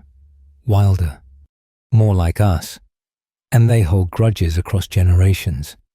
Good. Goldteeth laughs. Makes it interesting. Weapons are maintained obsessively. You spend countless hours sharpening, oiling, checking every ring of mail. Your axe becomes an extension of yourself. You even name it, Bone Biter, which gets approval from your brothers. A weapon needs a name. Scarhead agrees. How else will Skald sing of its deeds? The manuscript you received as plunder becomes a winter project.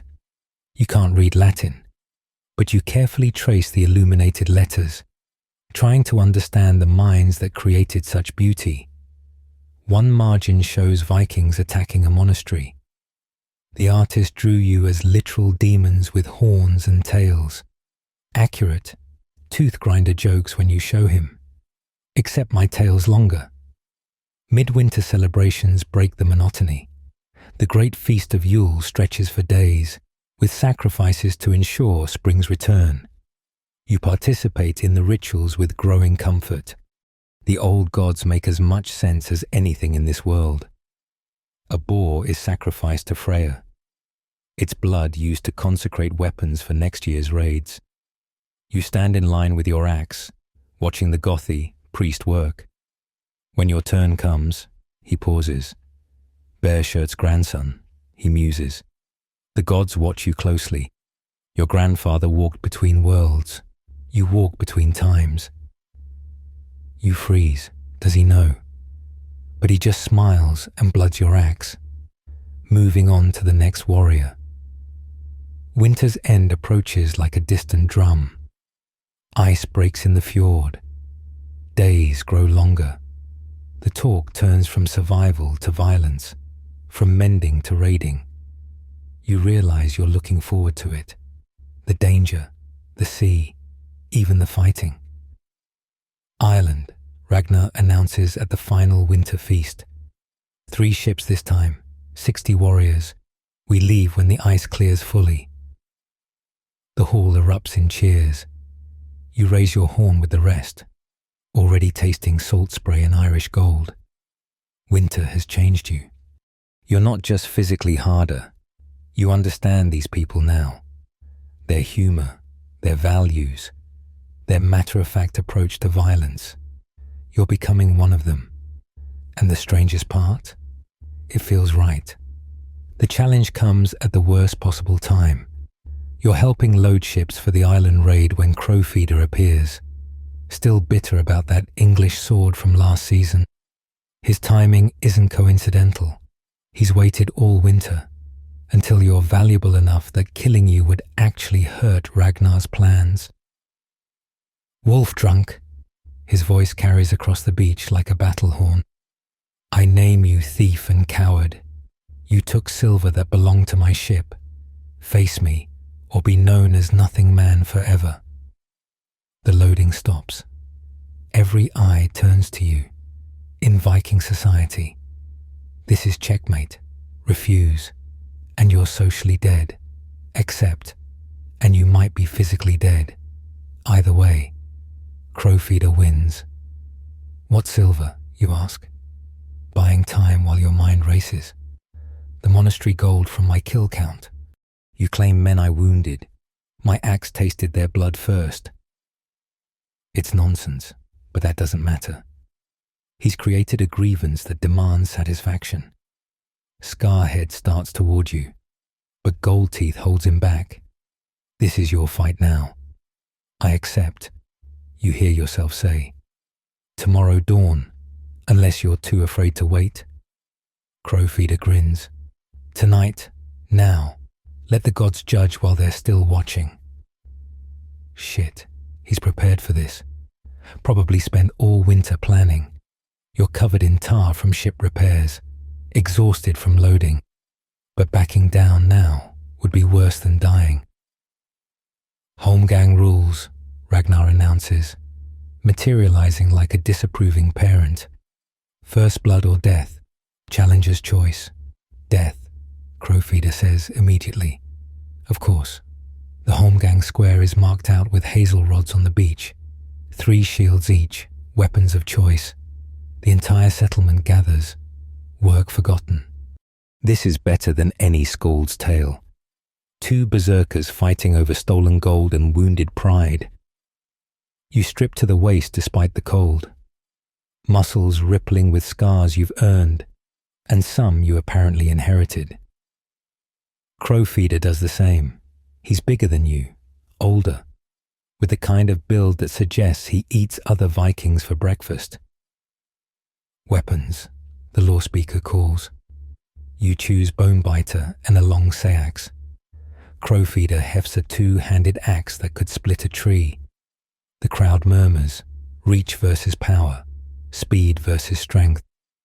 Begin when ready, Ragnar says, and suddenly you're fighting for your life. Crowfeeder doesn't wait for the bear spirit. He comes at you like an avalanche, all momentum and murder. You barely get your shield up before his axe splits it down the middle. The impact throws you backward, arm already numb. First shield, the law speaker announces unnecessarily. You circle, trying to find your rhythm. Your opponent is already in partial rage state, eyes dilated, breathing like a bellows. He's been preparing for this, probably dosing himself with mushrooms throughout the day. He charges again. This time you're ready, sidestepping and letting Bonebiter taste his ribs. First blood, but barely a scratch. Not enough to end this. Is that all, puppy? He snarls. Your grandfather would weep. The insult triggers something. The bear spirit doesn't gradually wake. It explodes into consciousness. Your vision sharpens and reddens simultaneously. Time becomes negotiable. When Crowfeeder swings again, you see it coming like weather. You drop flat, his axe whistling overhead, then surge up inside his guard. Your seax finds the gap where his belt meets flesh, and suddenly there's blood. Lots of blood, but he's a berserker too. Pain just makes him angrier. His headbutt breaks your nose in an explosion of stars and copper taste. You stagger back, and he presses the advantage. Your second shield dies, saving your skull. Then the third. Now you're reduced to weapons and whatever the bear spirit provides. No more hiding, Crowfeeder growls and throws away his own shields.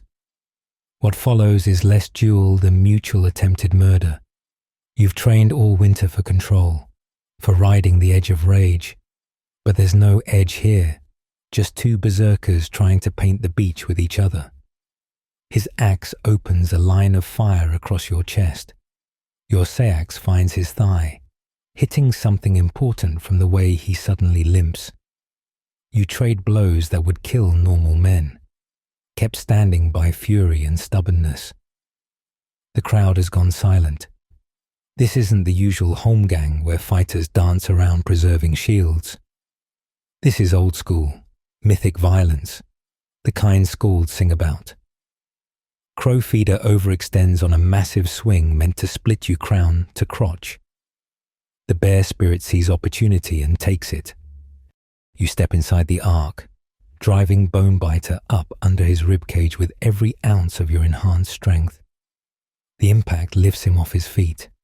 For a moment, you stand frozen together, your axe buried in his chest, his eyes wide with surprise, then understanding, then, strangely, approval. Good, he whispers, blood frothing his lips. Worthy. You lower him to the sand as gently as the bear spirit allows. He dies looking at the sky, still gripping his weapon, a warrior's death, which is all any of them really want. Wolf Drunk wins, the law speaker announces. The matter is settled. The gods have spoken. The crowd erupts. Cheers from your crew. Silence from Crowfeeders. You've won. But at a cost. Killing an English monk is one thing. Killing a brother Viking, even in lawful combat, leaves a different taste. Well fought, Ragnar says quietly, appearing at your elbow as usual. But now we have a problem. His brothers won't sail with his killer. I lose either you or a full ship's crew. Your heart sinks. Victory turns to ash. You've proven yourself just in time to be exiled. Unless, Ragnar continues, studying the corpse, someone pays Weregild blood money to his family, say 40 marks of silver. 40 marks. Everything you earn from Lindisfarne and then some. But the alternative is outlawry. Cast out from Viking society. You nod. Decision made. I'll pay. Good. His brothers get rich. Honor is satisfied. And I keep my Berserker. Everyone wins. Except him. Obviously. The aftermath is surreal. Crowfeeder's brothers accept your money with grim faces, but no further challenge. His body is prepared for burning, weapons and all. You're expected to attend, to show respect for the man you killed. He was my cousin, one brother tells you at the funeral. Difficult bastard, always picking fights. But he died well, that matters. The pyre burns high into the night. You watch your entire profit from raiding go up in smoke with Crowfeeder's corpse, but something else rises from those flames, reputation. Word spreads quickly. Bjorn Wolf Drunk, who killed a veteran berserker in single combat, who paid Weregild without complaint, who honors the old ways. You handled that well, Scarhead says later, stitching your chest wound. Lesser men would have run or argued the price. You took responsibility. That's rare. I killed him for nothing, you mutter. For pride and invented grievances. You killed him because he gave you no choice. And you paid for it. Literally. That's not nothing. That's civilization. Viking style. Your ribs ache. Your nose is definitely broken. And you're now broke. But you're still alive. Still part of the crew. Tomorrow, you'll sail for Ireland with empty pockets, but an enhanced reputation. The bear spirit was strong tonight. Scarhead observes, stronger than I've seen from you. Be careful. Your grandfather couldn't find his way back. In the end, the beast ate the man. You nod, understanding. The line between controlled fury and complete madness isn't just thin, it's permeable. Every time you cross it, coming back gets harder. But tonight, you came back, paid your debts, maintained your humanity, such as it is. Tomorrow you'll load ships again, train again, raid again. The cycle continues, and you're still part of it. Crowfeeder's axe goes to his brothers, but his shield, the one he threw away, washes up on the beach at your feet. You take it as Weregild from the gods. It's good iron-rimmed oak, barely scarred. You'll need it for Ireland. The journey to Uppsala takes 8 days through forests that seem older than the world. You're part of a massive procession, hundreds of Vikings from scattered settlements, all converging on the great temple for the 9-year sacrifice. The trees press close, ancient pines that whisper of blood and older gods. First time at the Great Blot, ask a warrior from another group. His accent marks him as Swedish, Eastern Viking. You nod, trying not to stare at the slaves shuffling past in chains. They'll be part of the sacrifice, along with horses, dogs, and if the whispers are true, volunteers who seek direct passage to Valhalla. Wait until you see the trees. He grins. The hanging trees. They say Odin himself selects which corpses the ravens eat first.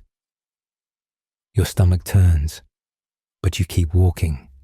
This is part of it, the dark heart of Viking faith that the sagas gloss over. 9 of every living thing, hanged in sacred groves. The price for prosperity, victory, and the gods' attention. Uppsala appears through the trees like something from fever dreams. The temple isn't large by modern standards, but it gleams with gold leaf that catches dying sunlight. 3 great statues are visible through the open doors. Thor with his hammer, Odin with his spear, and Freya with his impressively proportioned manhood. Subtle, you mutter, and Goldteeth laughs. Wait until the fertility rituals. You haven't lived until you've seen a gothy dance with a horse head on a stick, pretending to fuck everything in sight. The town around the temple swarms with people, every 9 years. This gathering draws Vikings from across the known world. You hear a dozen dialects, see clothing styles from Norway to Russia. Merchants hawk everything from amber to slaves. The air thick with smoke, sweat, and anticipation. Stay close, Ragnar warns his crew. Old feuds resurface at Uppsala. New ones are born. We're here for the gods, not blood, unless, he adds thoughtfully, blood for the gods counts. Your group finds lodging in a longhouse reserved for Norwegian crews. The sleeping arrangements are worse than your home hall. Bodies packed like salted fish, but nobody complains. This is religious duty mixed with political necessity. Every significant jarl attends, or risks looking weak. The first night is surprisingly civilized.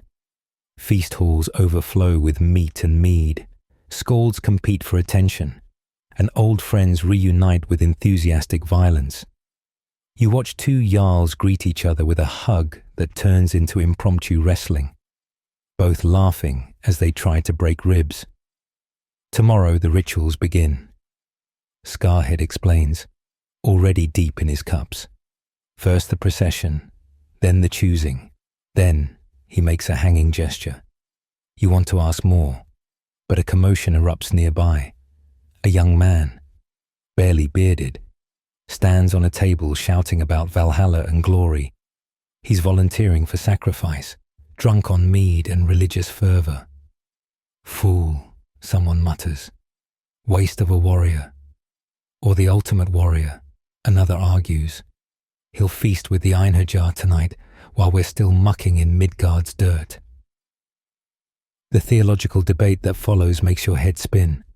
Vikings, you're learning, have as many interpretations of their faith as any religion.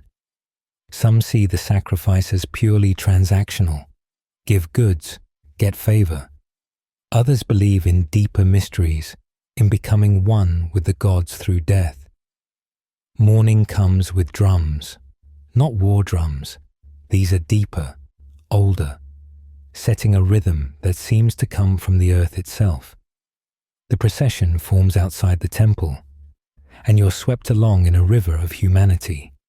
The statues from inside are brought out, carried on platforms by sweating priests. Thor leads, his wooden eyes somehow managing to look disapproving. Odin follows. Ravens perched on his shoulders so realistically you check if they're breathing. Freya brings up the rear, and yes, the proportions are even more impressive in daylight. Hail the gods, the crowd roars in unison. Hail the givers of victory. The procession winds through Uppsala, stopping at sacred stones and springs. At each, animals are sacrificed. Quick, efficient throat-slitting that paints the ground red. The Gothi read signs in the spurting blood, declaring good or ill fortune for the coming year. But everyone's waiting for the grove. It stands a mile from the temple proper, a circle of ancient oaks and ash trees that have never known axe blade. The trees at the edge seem normal enough, but as you move deeper, following the pressing crowd, things change. The smell hits first, sweet rot mixed with incense, trying and failing to mask what hangs here. Then you see them, bodies swaying in the breeze, some fresh, others reduced to leather and bone. Men hang beside horses, dogs beside sheep, all arranged with terrible purpose. 9 of every kind, a Gothi intones. As the Allfather hung for 9 nights, so we give 9 times 9. The fresh sacrifices begin. The animals go first, horses led to specific trees. throats opened with ceremonial bronze knives. They die well, trained for this moment. The dogs are harder to watch, some wagging until the end. Then the human sacrifices. The slaves go with varying degrees of resistance. Some weep and struggle. Others walk vacant-eyed to their fate. But the volunteers, they stride forward like bridegrooms, faces glowing with religious ecstasy. For Odin, the young man from last night shouts as the rope goes around his neck. Tell my ancestors I come with Hon. The branch creaks. His legs kick briefly, then still. The crowd murmurs approval at his bravery. You're trying not to vomit when something strange happens. A wind rises from nowhere, setting all the corpses swaying in unison. The Gothi stop mid-chant, looking at each other with sudden uncertainty. The god stirs, someone whispers. He walks among the dead. For just a moment, you swear you see something moving between the hanging bodies. A tall figure in a wide-brimmed hat, examining the sacrifices like a farmer checking crops. Then wind dies, and it's just corpses and living Vikings trying to pretend they didn't just soil themselves. Good omens, the head Gothi declares, voice slightly shaky. The All-Father accepts our gifts, victory and prosperity for all who gave. The crowd cheers, but it's forced. Everyone saw something.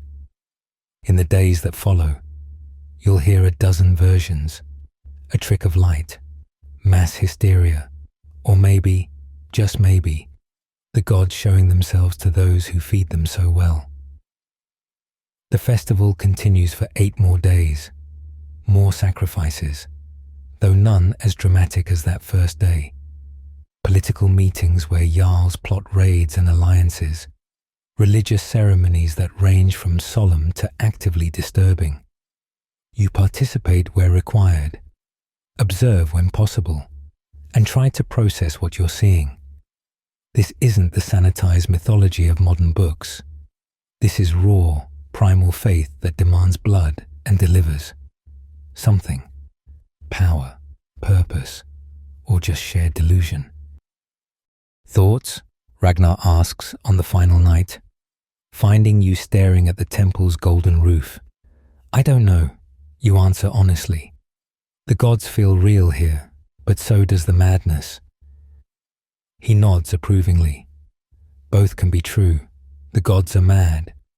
We're mad for following them. But madness and meaning aren't opposites. Your grandfather knew that. The journey home is subdued. Everyone processes Uppsala differently, but nobody leaves unchanged. You've seen the heart of Viking faith, and it's both more and less than you expected. Beautiful and terrible, profound and brutal. Ireland will be simple after this. Gold Teeth jokes weakly. Just honest theft and murder, no theology required, but you know better. The same faith that hangs 9 of everything from trees also drives longships across impossible seas. The madness and meaning are inseparable, woven together like the rope around that volunteer's neck. You finger the small hammer of Thor you bought at Uppsala, a simple thing, nothing like the golden monstrosity at the temple. But it feels right in your hand, a reminder that you're part of this now, for better or worse. The gods have been fed. Now it's time to earn their gifts. You're not ready, Ragnar says flatly, when you ask to lead the raid on Clonmacnoise. Leading men isn't about being the best fighter. It's about thinking 3 moves ahead while everyone's trying to kill you. But 3 weeks later, he changes his mind. Not because you've suddenly become a tactical genius, but because Sven Skullsplitter took an arrow through the eye during a skirmish with Irish locals. Now Ragnar needs another raid leader, and you're the only berserker with enough reputation who isn't completely insane. 20 men, he declares at the War Council. Take the River Shannon while we hit the coast. Clonmacnoise is fat with gold, but well defended. Don't be stupid. Your crew is a mix of veterans and eager young warriors. Gold Teeth volunteers immediately, which is either loyalty or a desire to watch you fail spectacularly. Tooth Grinder joins for the Irish women. Though everyone knows he can't see well enough to tell Irish from English anymore.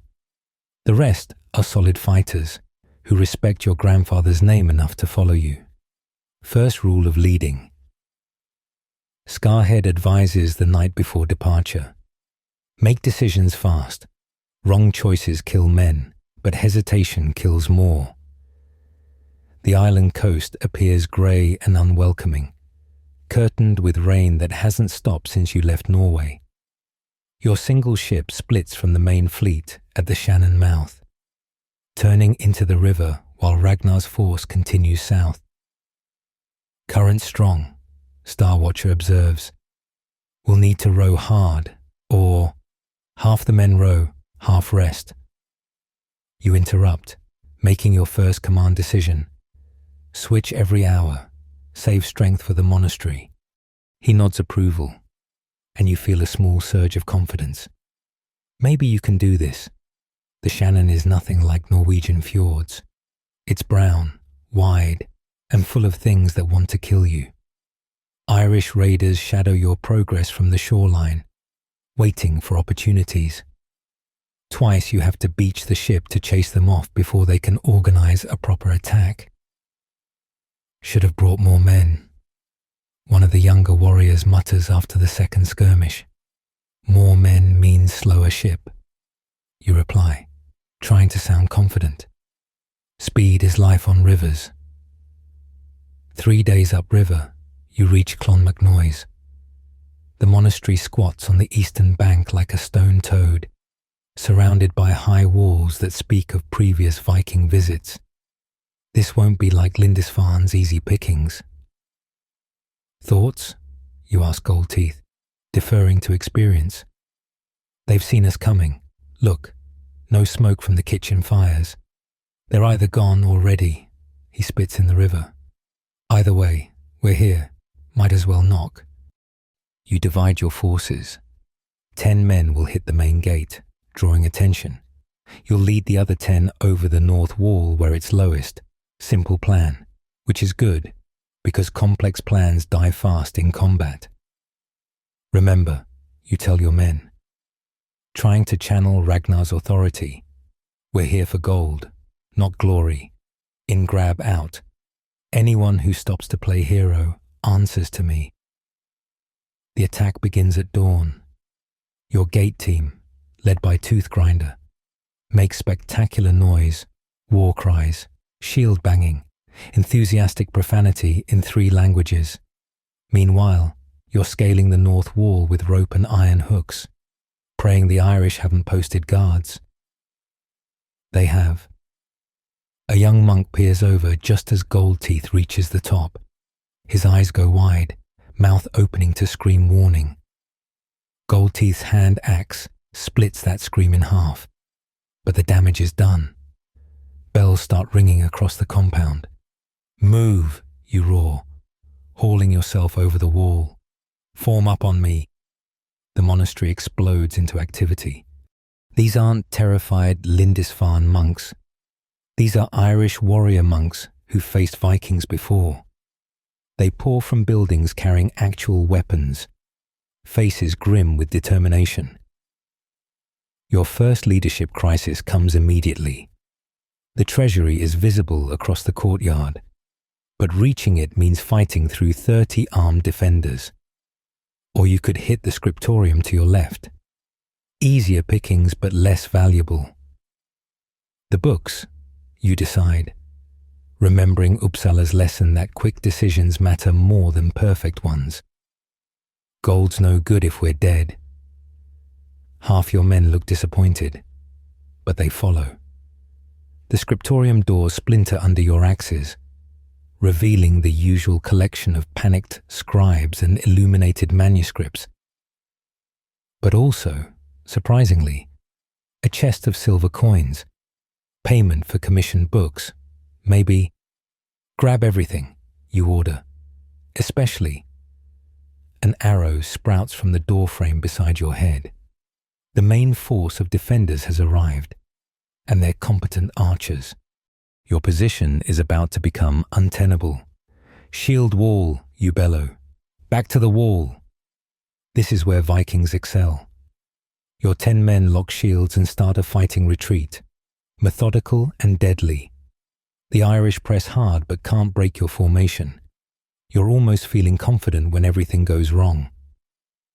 Toothgrinder's team, successful at the gate, decides to pursue fleeing monks into the courtyard. Suddenly, you're fighting on two fronts as Irish defenders wheel to trap you between forces. Push through, you scream. Bear spirit rising. Break their line. What follows is leadership by example. You charge the weakest point in the Irish formation. Bone biter singing.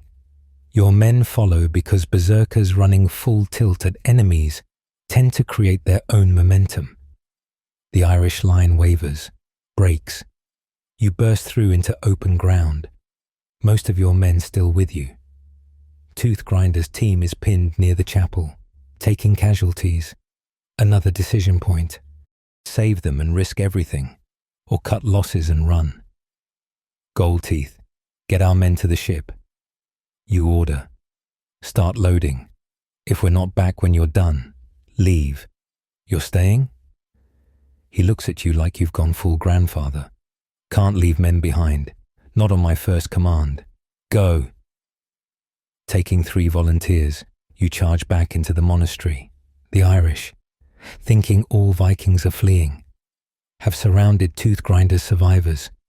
They don't expect 4 screaming berserkers to hit them from behind.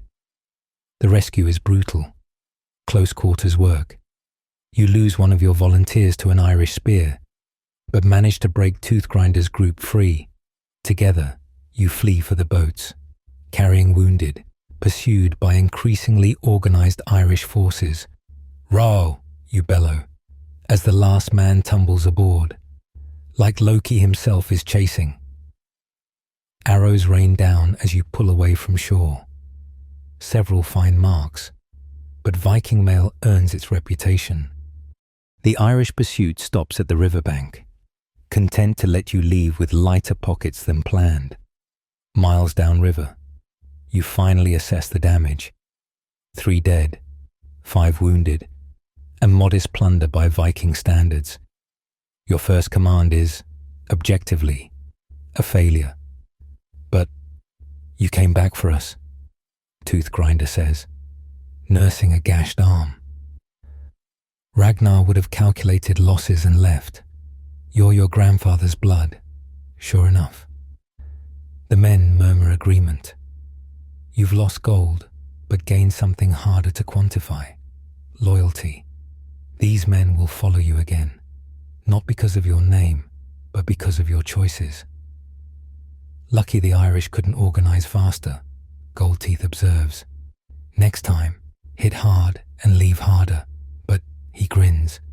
Not bad for a first command. Even Ragnar lost men his first time. Course, he also got more gold.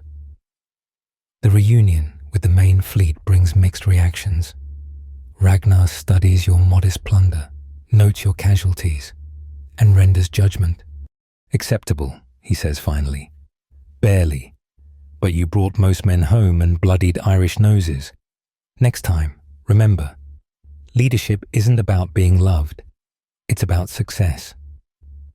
But later, in private, he adds, your grandfather would have done the same. Probably why he died mad and beloved instead of rich and forgotten. Choose your path carefully.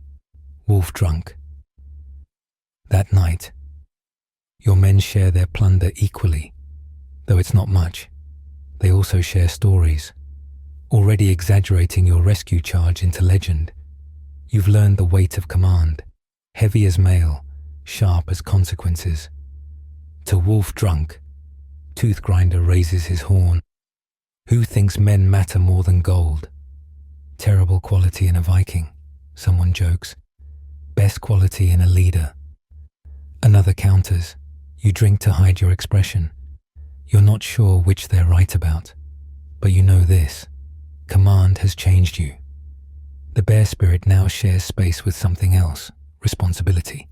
It's an uncomfortable fit, but maybe that's what keeps you human. The memories hit you during the harvest festival, sudden as a sword thrust and twice as disorienting. You're watching the village children play a game with wooden swords when one of them executes a perfect spinning disarm, a move you recognize from a YouTube video about medieval combat techniques that won't be filmed for another 1,000 years. Your cup of mead slips from nerveless fingers, shattering on the ground. The sound seems to echo forever as two sets of memories collide in your skull like opposing shield walls. You remember your name, your real name, not Bjorn Wolf Drunk, grandson of legendary madman. You remember smartphones and Netflix, college lectures and coffee shops. You remember falling asleep in a studio apartment after binge-watching Vikings on HBO, complaining about historical inaccuracies. Wolf drunk? Scarhead's concerned voice sounds distant. You look like you've seen a Draugr. I need... What? To wake up? To go home? To stop existing in two timelines simultaneously? I need air. You stumble from the feast hall into the cold night, your modern mind screaming while your Viking body moves on autopilot. The contradiction is unbearable. You know about antibiotics and democracy, but your hands know the weight of a blood-wet axe. You've read academic papers about Viking-age Denmark, but you've also burned monasteries in living color. The moon madness, Goldteeth says, finding you retching behind the mead hall. Saw it take your grandfather too, started remembering things that hadn't happened yet. You stare at him. What? Oh, he'd go on about it. Flying wagons, talking across oceans, weapons that could burn entire cities. We thought it was the mushrooms, he shrugs. Maybe it was. Or maybe the gods show some men too much. Your grandfather, another time traveler, or just insane in coincidentally specific ways. The questions pile up like cordwood, each more impossible than the last. The next day is a torture. Your modern memories won't stay buried. You catch yourself reaching for phones that don't exist, looking for electrical outlets in a longhouse, trying to Google how to get home from 9th century Norway. The worst part is the moral reckoning. You've killed people, not video game NPCs, but actual human beings with families and fears and... Stop, Scarhead says one morning, finding you staring at your hands. Whatever demons you're fighting, stop. I've seen that look before. Men who think too much about what they've done, who they've become. They either die badly or go berserker mad. What if I'm not who you think I am? The words spill out before you can stop them. Then you're exactly who I think you are. He replies simply. A man caught between worlds. Your grandfather talked about walking through time, seeing all possibilities at once, drove him to marry trees, but also made him the best navigator we ever had. He could find lands that didn't exist yet. That night, you dream in high definition, your apartment, your job, your life, all waiting in a future that feels more like myth than your current reality. You wake to find Astrid, the elder woman who taught you spinning, sitting by your bed. The sight comes to your bloodline, she says without preamble. Your grandfather saw forward, his father saw backward. You see both, don't you? Unable to speak, you nod. The gods' gifts are rarely kind, she continues, but they're given for a reason. Your grandfather's visions saved this village 3 times. He knew where storms would strike, where enemies would land. His madness had purpose. I don't belong here. you whisper. Neither do the Norns, but here they weave anyway. She stands, joints creaking. Stop fighting what you are. Be both. Be neither. Be useful. The wisdom feels too simple, but over the following weeks, you try. You use your modern knowledge carefully, suggesting hygiene improvements as dreams from the gods, predicting weather patterns you remember from climate studies, small things that don't break history but might save lives. Your dual nature becomes an asset in unexpected ways. Modern psychology helps you manage the bear spirit better than pure Viking methods. Understanding PTSD helps you counsel younger warriors after brutal raids. You introduce basic field medicine as tricks learned from Eastern traders. You're different since the harvest festival. Ragnar observes one evening, calmer but stranger, like you're seeing everything for the first time. Maybe I am, you admit. He studies you with those two clever eyes. Your grandfather said something once, deep in his mushroom madness, said his grandson would be a bridge between worlds. So. We all thought he meant Midgard and Asgard. A pause. But maybe he meant something else. The conversation that follows is surreal. Ragnar, practical Viking warlord, calmly discusses the possibility of time travel, multiple worlds, and divine intervention. His conclusion is thoroughly Viking. Does it help us raid better?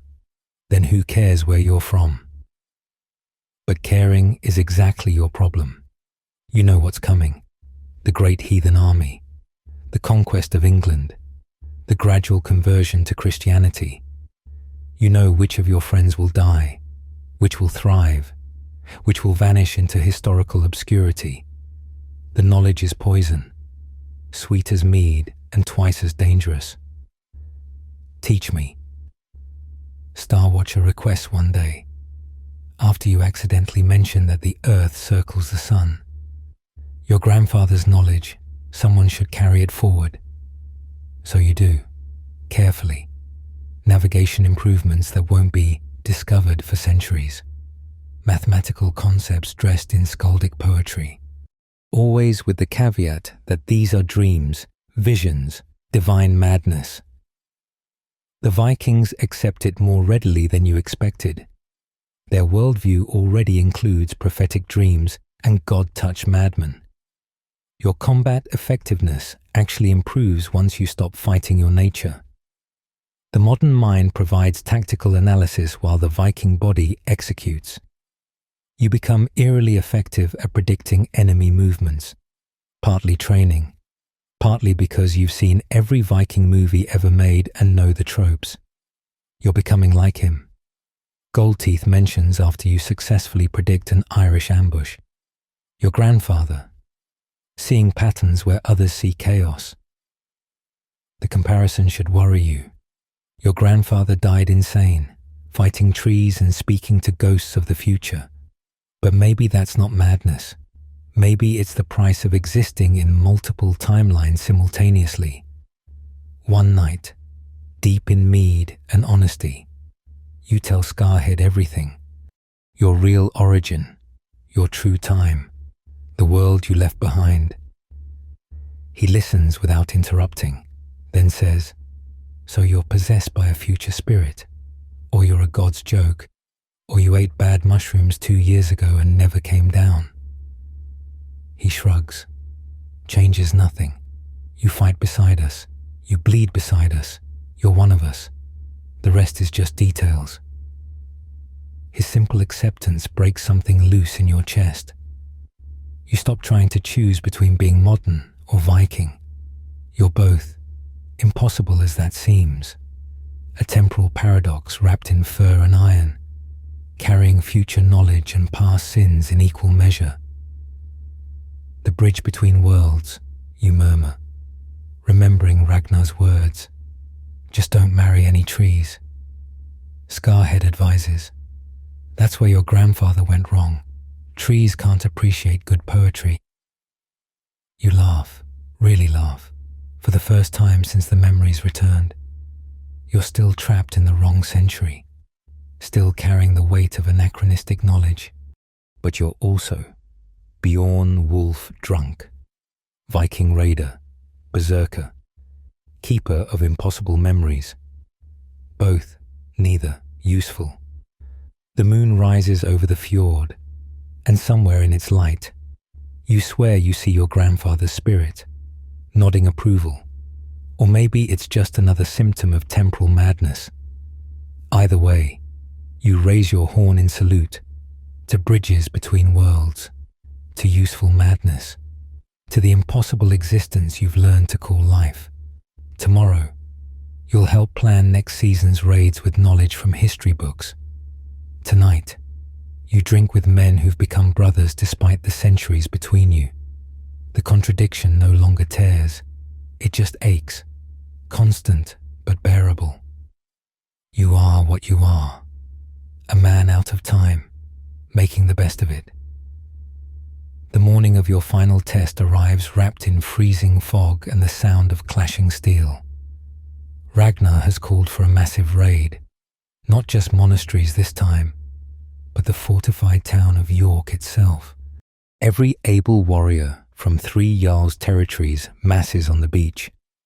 Over 200 men ready to carve their names into English stone. This decides everything. Scarhead tells you while checking armor straps, take York, and we become more than raiders. We become conquerors. You know he's right, more than right. You know this is the beginning of the great heathen army that will reshape England. The knowledge sits heavy in your chest, alongside the growing certainty that today will determine whether you remain Bjorn Wolf Drunk or find your way back to being whoever you were before. The Berserkers lead the charge, Ragnar announces at the War Council. Wolf Drunk, you'll take the left flank with your picked men. When you hear the horn, release everything. No control, no restraint. Let the English see what waits in their nightmares. No control. After 2 years of learning to master the bear spirit, he wants pure, unchecked rage. You understand why. York's walls are stone, its defenders numerous. This requires the kind of madness that breaks armies through sheer terror. One more thing, Ragnar adds quietly, pulling you aside. Your grandfather left something, said to give it to you before your greatest battle. He hands you a leather pouch, heavy with metal. Inside is an arm ring, silver worked with patterns that hurt to follow. Runes spiral around it, but they're wrong somehow, angled in ways that suggest movement through dimensions that don't exist. As you slide it on, the metal warms against your skin, and for just a moment, you see everything. Past and future spread out like a map. Your apartment in 2023, waiting empty. Your village in 865, preparing for war. 1,000 possible paths between them, each branching into infinity. And at the center, your grandfather's face, young and clear-eyed. Choose, he says, voice echoing across centuries. Warrior or scholar, past or future. The ring opens doors, but only at the moment of ultimate decision, when the bear and the man become one, when death and life balance on the blade's edge. Choose then, and choose wisely. The vision fades, leaving you gasping on the beach. Ragnar watches with knowing eyes. He saw this day, the Jarl says simply, prepared for it. Whatever happens in York, know that it was meant to be. The ships launch at dawn, dragon heads proud against grey sky. You stand at the wave serpent's prow, the arm ring pulsing with your heartbeat. Your men, hand-picked veterans who followed you through 3 raiding seasons, prepare with grim efficiency. They trust you to lead them into legend or death. York appears through river mist like a fever dream of stone and ambition. The Romans built it, the English expanded it, and now the Vikings will take it. The defenders line the walls, their spears a forest of iron points. Church bells ring in panicked discord. Remember, you tell your berserkers as the ships ground on the riverbank.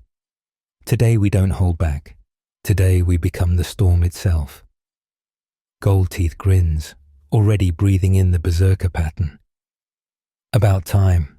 I was getting tired of being civilized. The attack begins with arrows darkening the sky. You raise your shield, Crowfeeder's old one, now yours by right, and charge up the bank.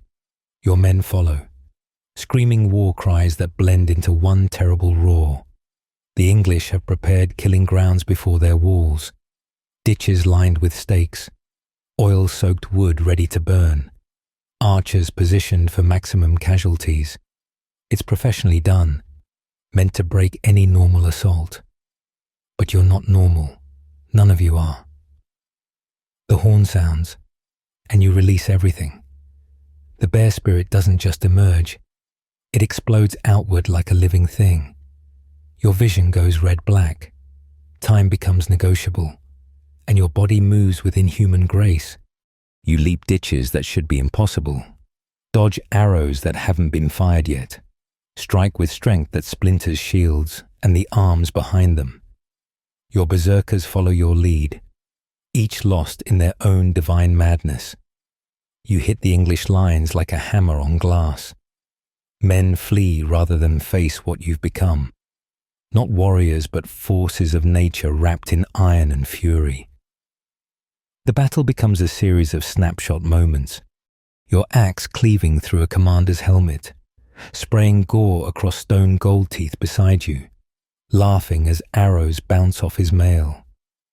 Dual-wielding captured English swords, the gates of York splintering under combined berserker assault streets, running red as Vikings pour into the city, a church's gold cross falling as Ragnar plants his banner on its highest point.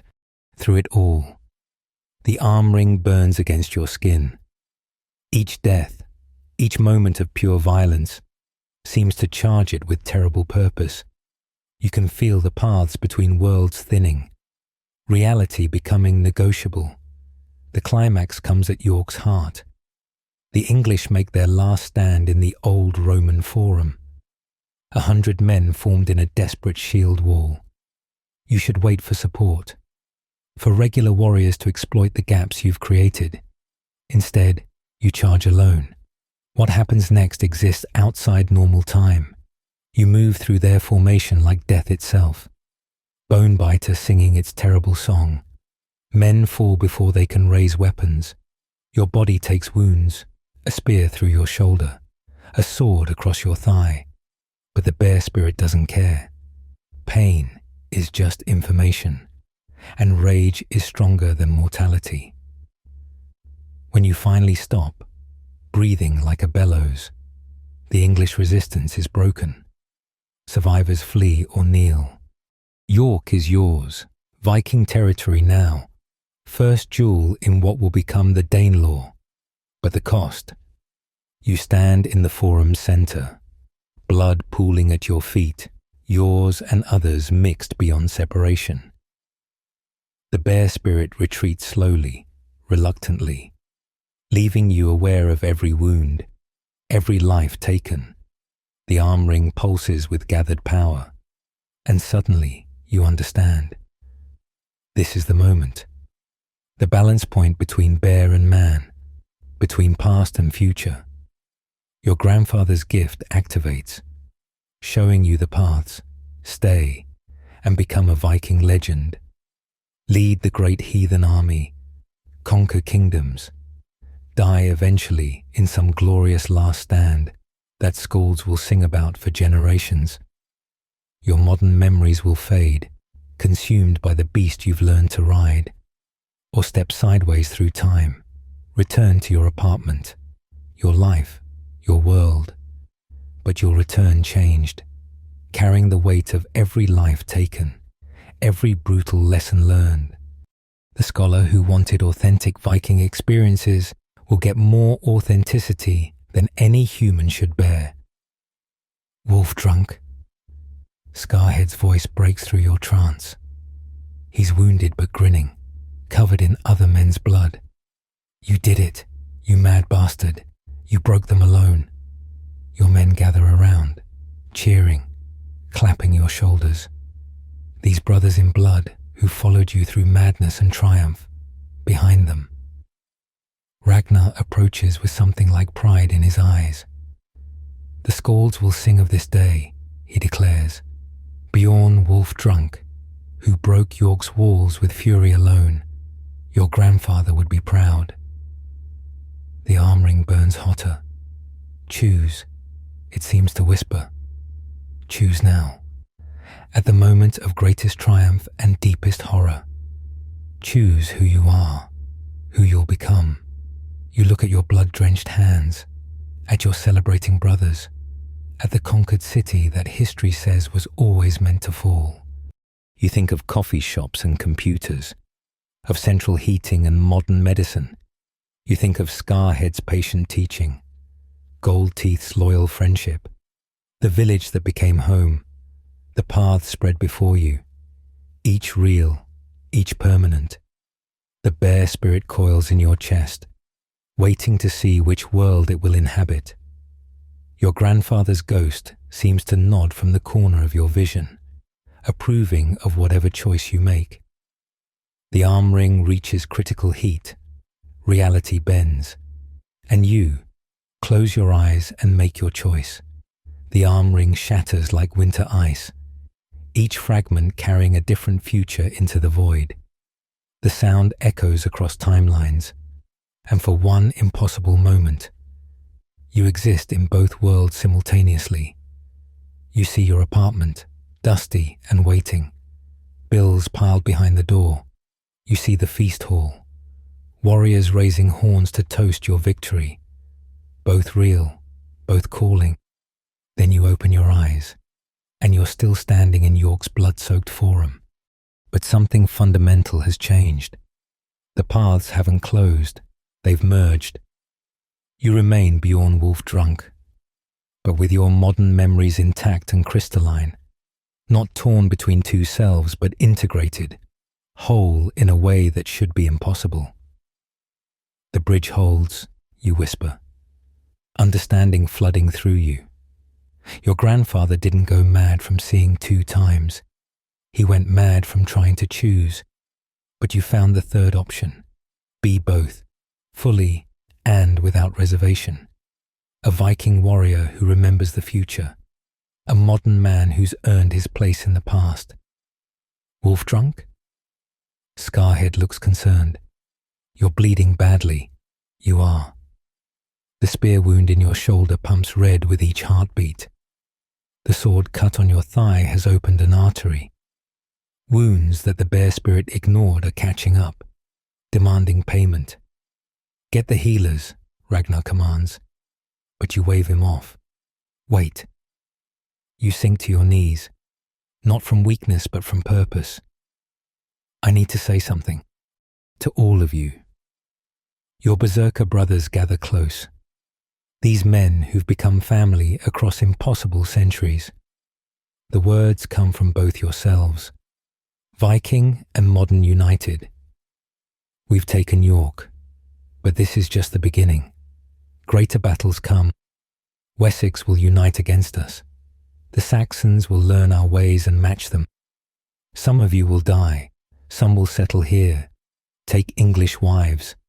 Watch your children grow up speaking both tongues. You're prophesying now, but carefully, giving warnings wrapped in saga speech. The age of pure raiding ends today. We become something new. Not just wolves from the sea, but builders, lawmakers, farmers who happen to carry axes. The world changes, and we must change with it, or be swept aside. You sound like your grandfather, Goldteeth says softly, when the madness was gentle on him. Maybe madness is just seeing too clearly, you reply. seeing how all stories end. The healers arrive, pressing moss and honey into your wounds. You let them work, feeling strangely peaceful.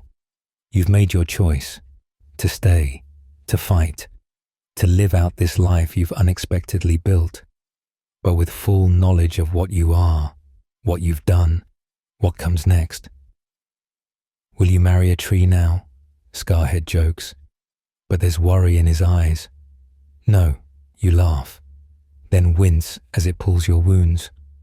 But I might write things down, chronicle what we do here, so future generations understand we were more than the demons monks describe.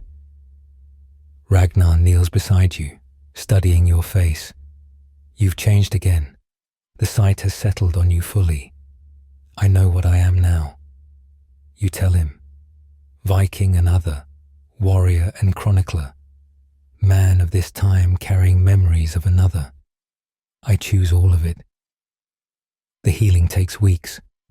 York is secured. Walls manned by Norwegian warriors who yesterday were simple raiders. You recover in a commandeered Roman villa, tended by English servants who eye you with terrified fascination. The demon Berserker who broke their walls, now lying pale and mortal in their master's bed. Your men visit daily. Goldteeth brings ale and gossip, which Saxons are surrendering, which are organizing resistance. Scarhead discusses tactics for the campaign season ahead. Even Toothgrinder, ancient and half-blind, sits by your bed recounting increasingly implausible versions of your assault. They say you grew to giant size, he reports gleefully, that Odin himself guided your axe. The English are making you into their boogeyman. Good, let them fear. But you also dictate letters. In Latin you suddenly remember from college. To the English lords. Terms for peace. Promises of fair treatment for those who submit. You sign them, Bjorn the bridge builder, earning snorts from your men and confusion from your enemies. As you heal, you write, not on vellum, too precious, but on wood tablets covered in wax. The story of Lindisfarne from the Viking perspective, the economic pressures that drive raiding, the complex theology that hangs nine of every creature from trees but also promotes honor and courage. What are you doing? Astrid asks. Having traveled from Norway to tend you with herbs and unsolicited wisdom. Building a bridge, you tell her, between what we are and what will be remembered as. She examines your work, though she can't read the Latin. Your grandfather tried something similar, but he wrote in no language we knew, about things that hadn't happened yet. Maybe they will happen, you say carefully. Maybe that's what bridges are for, to help futures become real. Summer wanes into autumn. Your wounds heal with suspicious speed, another gift of your dual nature. Modern knowledge of infection prevention combined with Viking toughness and whatever the bear spirit provides makes you harder to kill than you have any right to be. The great army prepares to move south. Ragnar plans the conquest of Northumbria, then Mercia, then Wessex. You know he'll succeed in the first two but die before the third. Killed by Aella of Northumbria in a snake pit. You've already planted suggestions about being careful of Aella's treachery, but some fates are harder to change than others. Ready to rejoin the living? Scarhead asks, as you strap on the mail for the first time since York. Your shoulder protests, but holds. The bear spirit stirs, eager for action after so much thinking.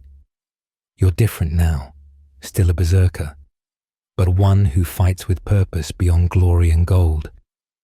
Ready, you confirm. Though I might talk more before we fight. Offer surrenders, negotiate tributes, build things that last longer than the edge of a sword. Soft, he teases, but approvingly. Your grandfather went mad with war. Maybe you'll go mad with peace. All madness has its purpose, you reply, checking Bonebiter's edge, even the gentle kind.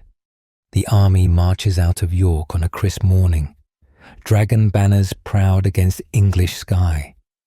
You ride near the front, your men around you, the future spreading out like an illuminated manuscript. You know what's coming, battles and betrayals, the slow transformation of Viking raiders into Anglo-Norse nobility, the eventual conversion to Christianity that will preserve your stories in monks' careful letters. But you also know what you've already changed. Small things, lives saved through better medicine, conflicts avoided through careful words. A chronicle that will survive to show Vikings as more than just devils from the sea. The bridge holds, connecting past and future, allowing changes to flow both ways. What are you thinking?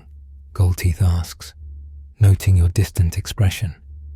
That every ending is also a beginning, you say. That we're writing history with blood and ink both. Too much philosophy, he declares. Save it for winter. Today, we conquer. You laugh, settling into your saddle. He's right. You're still a Viking, still a warrior, still capable of channeling divine madness when needed. But you're also a recorder, a bridge, a living paradox who's found peace in impossibility. The road south stretches ahead, leading to battles you've read about and will now help create. Behind lies York, first fruit of Viking ambition, and somewhere, in a time that's both past and future, your empty apartment gathers dust, waiting for an occupant who chose a different story. You touch the silver fragments you've had reforged into a new arm ring. Not magical now, just metal carrying memory. Your grandfather's gift served its purpose, showing you that choosing between worlds was the wrong question. The right question was, how do you live fully in both? The answer rides with you toward destiny. Axe sharp, mind sharper, existing simultaneously in saga and history. You are Bjorn Wolf Drunk, who broke York's walls. You are a modern man who learned the weight of ancient choices. You are the bridge between worlds, and you've chosen to bear that weight with joy. The bear spirit rumbles contentment. There will be battles ahead, plenty of chances to unleash the fury, but there will also be chances to build, to write, to shape how this story gets remembered. Both sides of your nature approve. For York, Ragnar shouts, raising his sword. For England, for gold and glory. For the bridge, you add quietly, hefting Bonebiter, for all the worlds we connect. The army roars approval, not understanding but accepting. Vikings are good at that, embracing mystery, following madmen, building futures on impossible foundations. You ride on, fully present in this moment, while carrying all moments within you. The road is long, history is waiting to be written, and you have found your place in the skeins of fate, not as prisoner of past or future, but as conscious participant in both. Your story continues, will always continue, each choice rippling across centuries. But for now, in this crystalline moment, you are simply alive, gloriously, impossibly, perfectly alive in exactly the right time. The morning sun breaks through clouds, lighting your path with gold. Somewhere, somewhen, your grandfather's spirit nods approval. The bridge holds. The story goes on, and you ride toward it with eyes wide open, carrying tomorrow's memories into yesterday's battles, writing history with every breath. This is your life now, all of it, none of it, everything in between. You wouldn't change a thing. The bear spirit agrees, settling into patience. There's killing work ahead, but also building work. Both matter, both define you. You are the sum of all your contradictions, and that sum is enough, more than enough. It's perfect. The battles ahead will test every skill you've learned, every bond you forged. But tonight, as you make camp under familiar stars, you let the tension drain away. Your wounds ache with the good pain of healing. Your men joke around their fires, and somewhere in England, monks are writing about the demon who showed mercy. You found your place in this impossible life, bridging worlds that shouldn't touch but do. The knowledge you carry could break you, knowing when friends will die, which battles will fail, how this age of heroes ends. But you've learned the Viking secret, that doom and joy aren't opposites, but dance partners, stepping together through time's halls. Your breathing deepens, matching the rhythm you've learned so well. Not the Berserker pattern now, but something gentler. The bear spirit hibernates, content to wait for tomorrow's needs. Around you, your brothers settle into sleep, trusting you to keep watch as you've trusted them so many times. The stars wheel overhead in patterns you now understand, having learned from both Star Watcher and half-remembered astronomy textbooks, navigation by ancient knowledge and future memory, finding your way by both, always both. That's your gift and burden now, to be the living bridge, the keeper of multiple truths. But burdens shared become lighter. Tomorrow, you'll teach gold teeth basic field surgery. Next week, you'll show young warriors how to read weather signs, small changes that ripple outward, making this harsh world slightly softer without weakening its iron core. Sleep comes gently, no longer the exhausted collapse of your early Viking days, but the chosen rest of someone at peace with their path. You dream of longships sailing between stars, of axes that cut through time itself, of bridges built from words and wars alike. And in those dreams, your home, both homes, all homes, the home you make wherever you stand, because you've learned the final truth, that belonging isn't about place or time, but about choosing where to plant your feet and fight. You are Bjorn Wolf drunk, bridge between worlds, and that's exactly who you need to be.